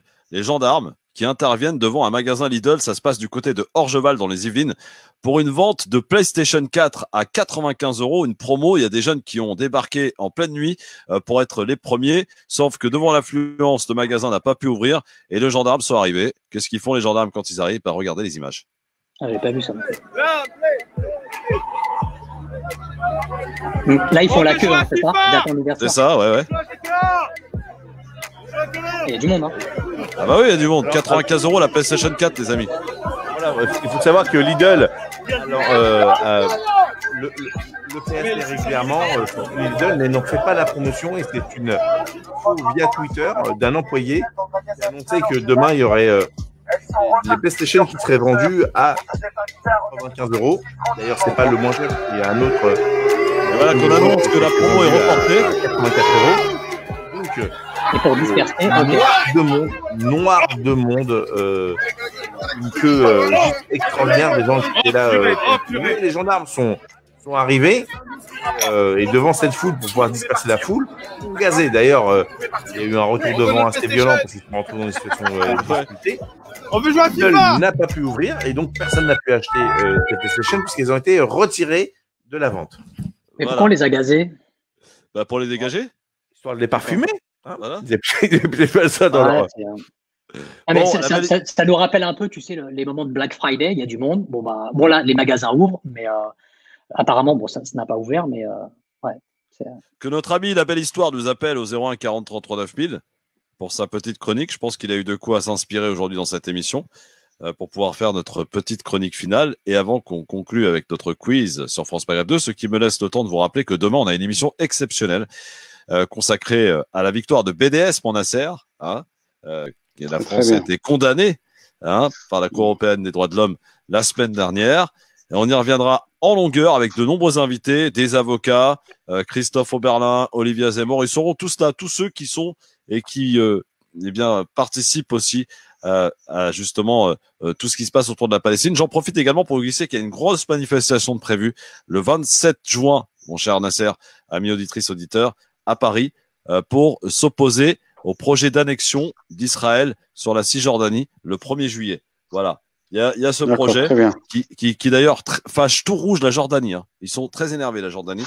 Et ils ont menacé, au cas où, si l'annexion intervenait, ça pourrait avoir des conséquences dramatiques. Voilà. Oh, comment ça? Non, mais pense à menacer les Israéliens. Oui, absolument. Ils sont pas contents, les Jordaniens. Non, il y a des choses qu'on ne touche pas. On ne touche pas. Attention. Bon. J'espère que tous ceux qui iront manifester le 27 se déplaceront le 28 pour aller voter. Hein. Ah bah évidemment. Oui. Ah oui. Alors, par exemple, notre ami Nasser Lagi est tranquille, à Gennevilliers, c'est plié. Oui, c'est plié, ouais. Malheureusement, regrettable. Hein, c'est regrettable, mais bon. Absolument. Bah oui. Karim, c'est plié chez toi ou pas? Qu'est-ce qui est plié? L'élection. Ouais, c'est plié, c'est plié. Il y a eu 50% d'abstention et elle a été élue à 63%, donc c'est plié. On est dans quelle ville avec toi? On est à Puteaux. À Puteaux, d'accord. Ah oui, la ville de Puteaux, de toute façon, c'est réglé. La Défense. Mais c'est pas une surprise, c'est pas une surprise, plutôt. Non, c'est la dynastie Sekaldi et c'est la dictature, en fait. Absolument. C'est un héritage. C'est un héritage. Arrêtez avec vos mots, la dictature. C'est un héritage. De père en fille. Oui. Moi, j'ai participé donc activement parce que on avait monté collectivement un mouvement pour pouvoir essayer de changer les choses. Honnêtement, c'est clientélisme ou autre et c'est très compliqué en fait. Franchement, c'est très compliqué. Après, elle est forte. Hein. Karim, la défense, c'est à Puteaux. Ouais. Le budget de la ville de Puteaux, c'est 1,5 milliard. 500 millions d'euros. Elle est où? Elle s'appelle comment la mère? Moi, je vote pour elle tout de suite. 1,5 milliard. Et combien d'habitants? Il y a 45 000 habitants, je crois. Non, alors attends, le budget annuel, il est de combien? C'est 500. Il y a 500 millions. C'est immense. C'est immense. Il n'y a pas d'impôt à Puteaux. Pardon? Il n'y a pas d'impôt à Puteaux. Si, on a des impôts, mais ouais, non. Mais 500 millions, mais c'est énorme. Quand on voit une ville comme ça. Je vous coupe. La Belle Histoire est là, au téléphone. Bonjour, La Belle Histoire. Bonjour. Bonjour, La Belle Histoire. Alors, qu'est-ce qu'on fait la belle histoire? Là, il me reste. Ça commence bien. Nabil, combien il me reste de temps avant la pub? Bah là, il vaut mieux envoyer la pub maintenant, comme ça vous êtes tranquille. Ouais, la belle histoire, tu patientes. On met un peu d'argent dans les caisses de la radio, ils en ont bien besoin. Et on est de retour dans un instant pour ton inspiration, pour que tu nous livres ton inspiration du jour et le quiz à suivre. Ne bouge pas la belle histoire, hein. Le Grand Forum avec Christophe Roux sur France Maghreb 2. Ça s'appelle du teasing, les amis. Voilà, on fait du TF1 nous aussi. Hein. Alors 500 millions d'euros, le budget plutôt. Ouais, 500 millions. Pour vous donner quelques anecdotes, on avait mis en place, mais voilà, c'est l'une des villes la plus riche en France. La première, c'est connu, c'est vrai. Ouais, l'une des villes la plus riche en France, et on avait, de manière micro, mais on voulait se servir de ce budget-là et que la ville de Puteaux devienne pilote sur l'international, sur l'éducation, de pouvoir internationaliser les classes, de pouvoir créer une passerelle entre, tu l'évoquais tout à l'heure, Philippe, la défense et toutes les entreprises qui sont liées pour créer de l'emploi, intégrer nos jeunes, les seniors, donc assurer une seconde vie professionnelle. Donc on avait quand même un projet qui était ambitieux et qui tenait la route, mais très honnêtement, très compliqué en fait, parce que tu t'aperçois qu'avec le temps, comme ce qu'il y a eu à l'époque à Levallois, où là tu vois où tu vois un peu partout, la politique Levallois, c'est particulier. C'est notre ami Patrick. Franchement, mais 500 millions d'euros, c'est énorme. Nous, à Gennevilliers, on a 200 millions d'euros. Déjà, c'est énorme. 200 millions 200 millions, c'est un budget de 100 000 habitants. Hein. La ville de Gennevilliers, c'est un budget de 100 000 habitants. On a exactement le même budget que la ville d'Asnières, qui a 90 000 habitants. Mais quand on compare 500 millions et qu'on sait qu'exemple, la ville d'Austin, qui a 40 000 habitants et qui se retrouve avec 50 millions d'euros de budget par an, tu dis effectivement, c'est incomparable, quoi. C'est inimaginable. J'ai une question, quand même, j'ai une question. Est-ce qu'il y a des chômeurs à Puteaux? Il y en a partout, malheureusement. Ah, il y en a partout, malheureusement. Si, il y en a. Il y a une forte population jeune auquel, moi, je fais référence, qui ne trouvent pas de travail, hein, mais à l'échelle nationale, c'est pareil, hein, c'est 20% de chômage. Un peu plus prononcé vers le haut de Puteaux qui touche Nanterre. Et on a cette possibilité, et je le dis aux auditeurs, et je l'ai à démontrer très simplement, quand on a de l'argent, on peut créer des emplois. Il y a des entreprises en France, il faut savoir qu'il y a 400 000, 500 000 offres d'emploi qui sont non pourvues chaque année. On peut créer de la valeur ajoutée et permettre à nos jeunes, notamment, de décrocher leur premier job. Voilà. Donc maintenant. Alors effectivement, nous à Gennevilliers, le budget, il est de 200 millions d'euros de budget, et 53% du budget, c'est la masse salariale. Ah ouais. Donc on a énormément d'employés de la ville. Ouais. Donc, on a à peu près 1200 employés de la ville. Hein. 1200 employés. Attends. Je vais tous vous mettre à l'amende. 72 millions de budget, 1000 employés communaux pour 24 000 habitants. Alors c'est ça de vivre dans une communiste. Mais c'est ça, ils sont connus pour ça, je pense.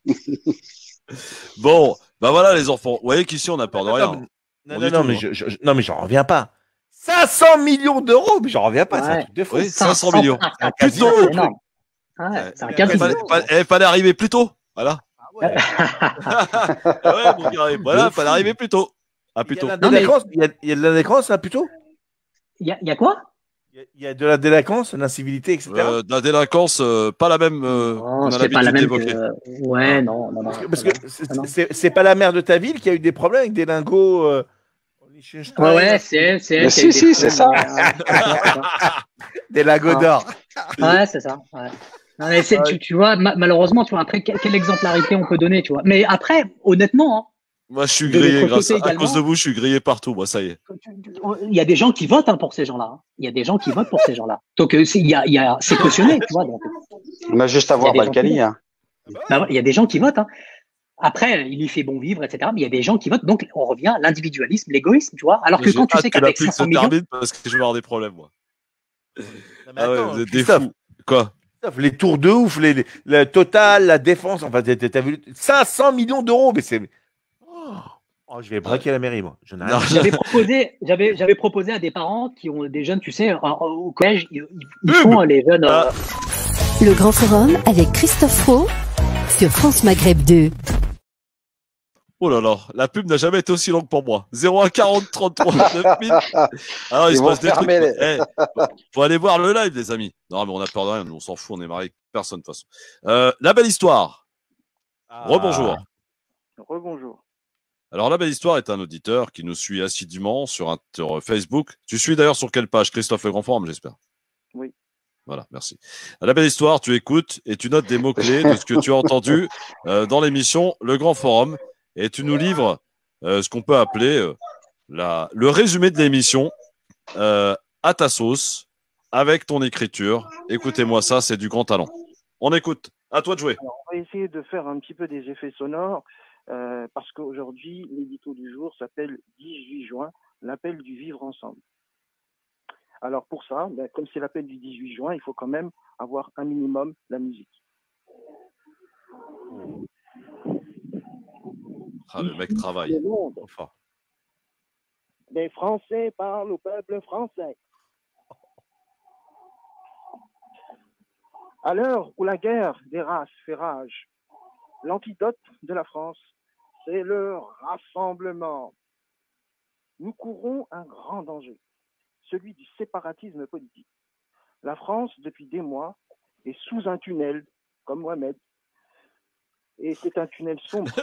Magnifique, bravo. Ah, excusez-moi. Priorité au direct. Apparemment, nous sommes en mesure de vous donner le nom du nouveau président. En effet, vous l'aurez à l'heure précise. 5, 4, 3, 2, 1. Marine Le Pen est élue présidente. Ah, présidente de quoi? Présidente du Rassemblement sur l'île de Saint. 4 personnes pour saluer le général. Marine s'est trompée de bâton de maréchal, se rêvant un jour présidente de la Gaule.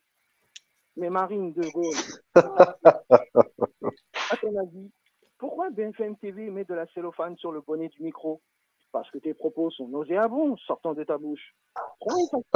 Ça paraîtra au moins honnête. Marine Le Pen, en réalité, c'est It's No Good. Calife à la place du calife.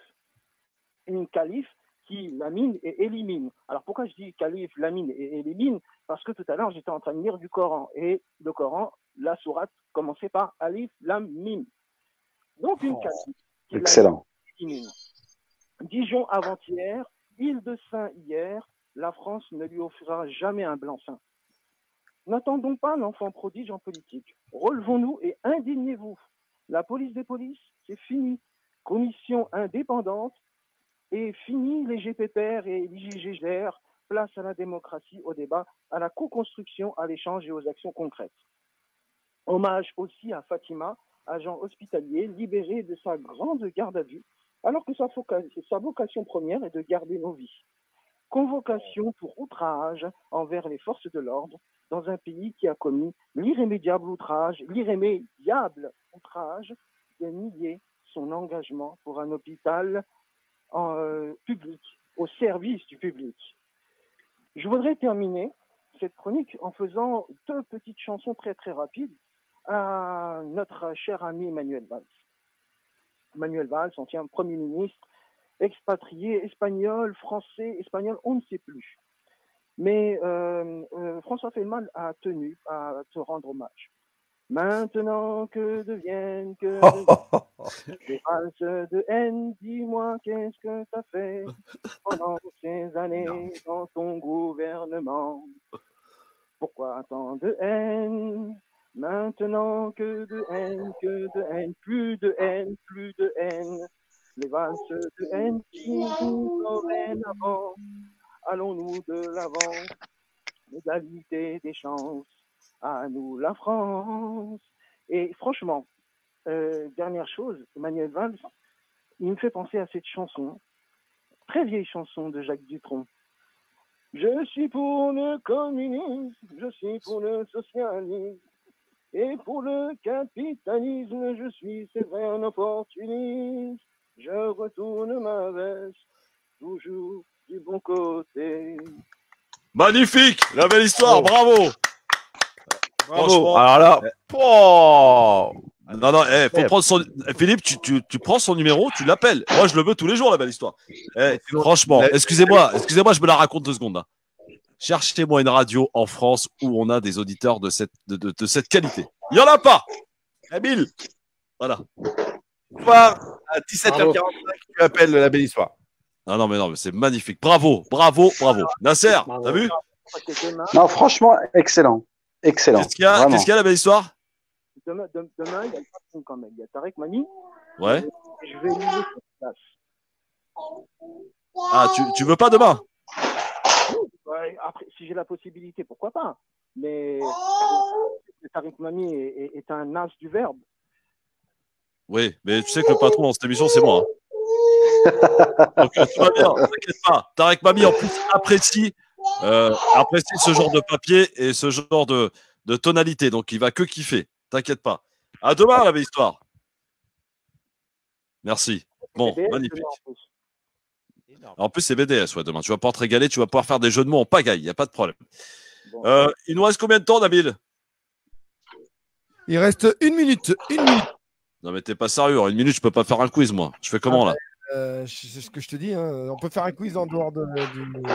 Ah, t'es comme ça, toi. Tu veux même pas faire d'efforts. Il faut dire aux auditeurs de se connecter sur Christophe Le Grand Forum. Hein. Connectez-vous sur Facebook. Voilà. Connectez-vous sur Facebook. Nabil, tu restes avec moi, avec nous pour jouer. On va lancer. Donc, on rend l'antenne. Moi, je suis très discipliné comme garçon. Rendez-vous demain pour une grosse émission, les enfants. On va parler BDS demain avec de nombreux invités.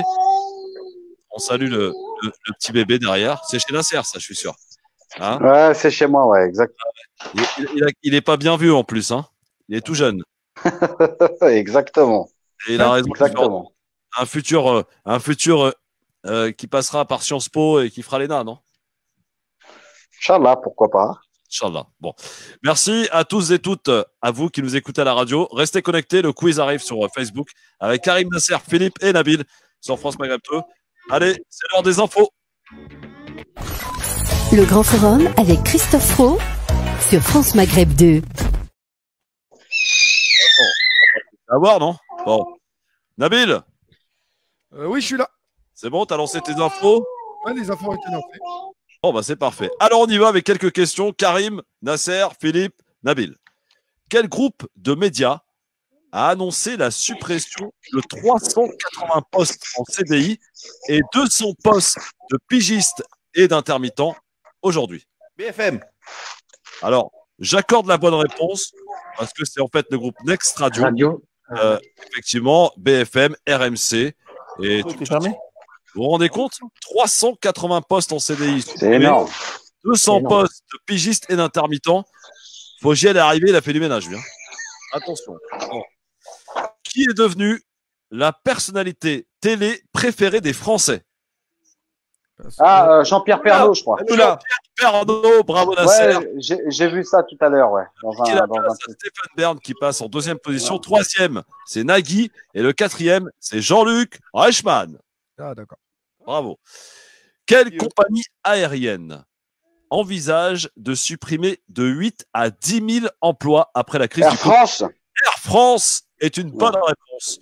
Et sachez que dans cette annonce, toutes les catégories du personnel sont concernées. 8 à 10 000 suppressions d'emplois. Ils vont supprimer le président ou pas? Non, pas sûr, pas sûr. Quelle personnalité politique est arrivée en Zodiac sur l'île de Saint? Marine. Exact. En déposant une gerbe avec un court discours pour rendre hommage au général de Gaulle. T'as vu comment les habitants l'ont accueilli? Ah ouais, non, ils nous ont tourné le dos, ouais. Tiens, 5e question et avant-dernière question. Remporté en réseau du Covid-19, quand aura lieu le prochain Roland-Garros? 2021. Septembre, non? Septembre 2020. Septembre 2020. Bonne réponse de Nasser. Du 27 septembre au 11 octobre prochain aura lieu de France. Il est remporté ou pas? Il est remporté au 27 septembre. Roland-Garros ou le Tour de France? Non, le Roland-Garros, je te parle. Et le vélo, c'est remporté ou pas? Le vélo, oui, c'est remporté, je crois, fin août. Fin août, ouais, le Tour de France, fin août. On va se faire chier cette année en France. Hein. Ouais, c'est grave, ouais. Tiens, dernière question. Combien de quartiers ont été de nouveau confinés à Pékin? 19.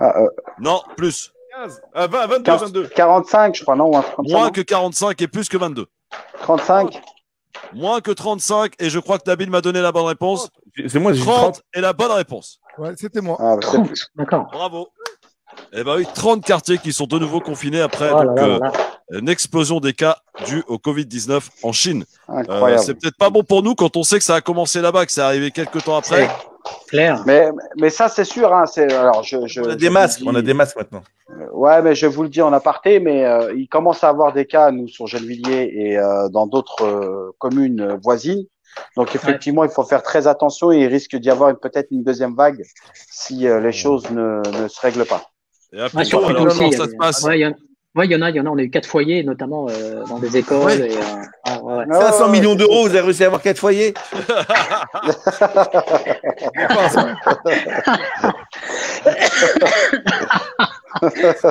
C'est extraordinaire. Bon, les amis, tant qu'on se casse parce qu'on s'est fait assez d'ennemis comme ça, mais on s'en fout, on met le couvert demain. Et en plus, demain, on ouvre un sujet qui n'est absolument pas évoqué dans les médias. T'as vu, Nasser?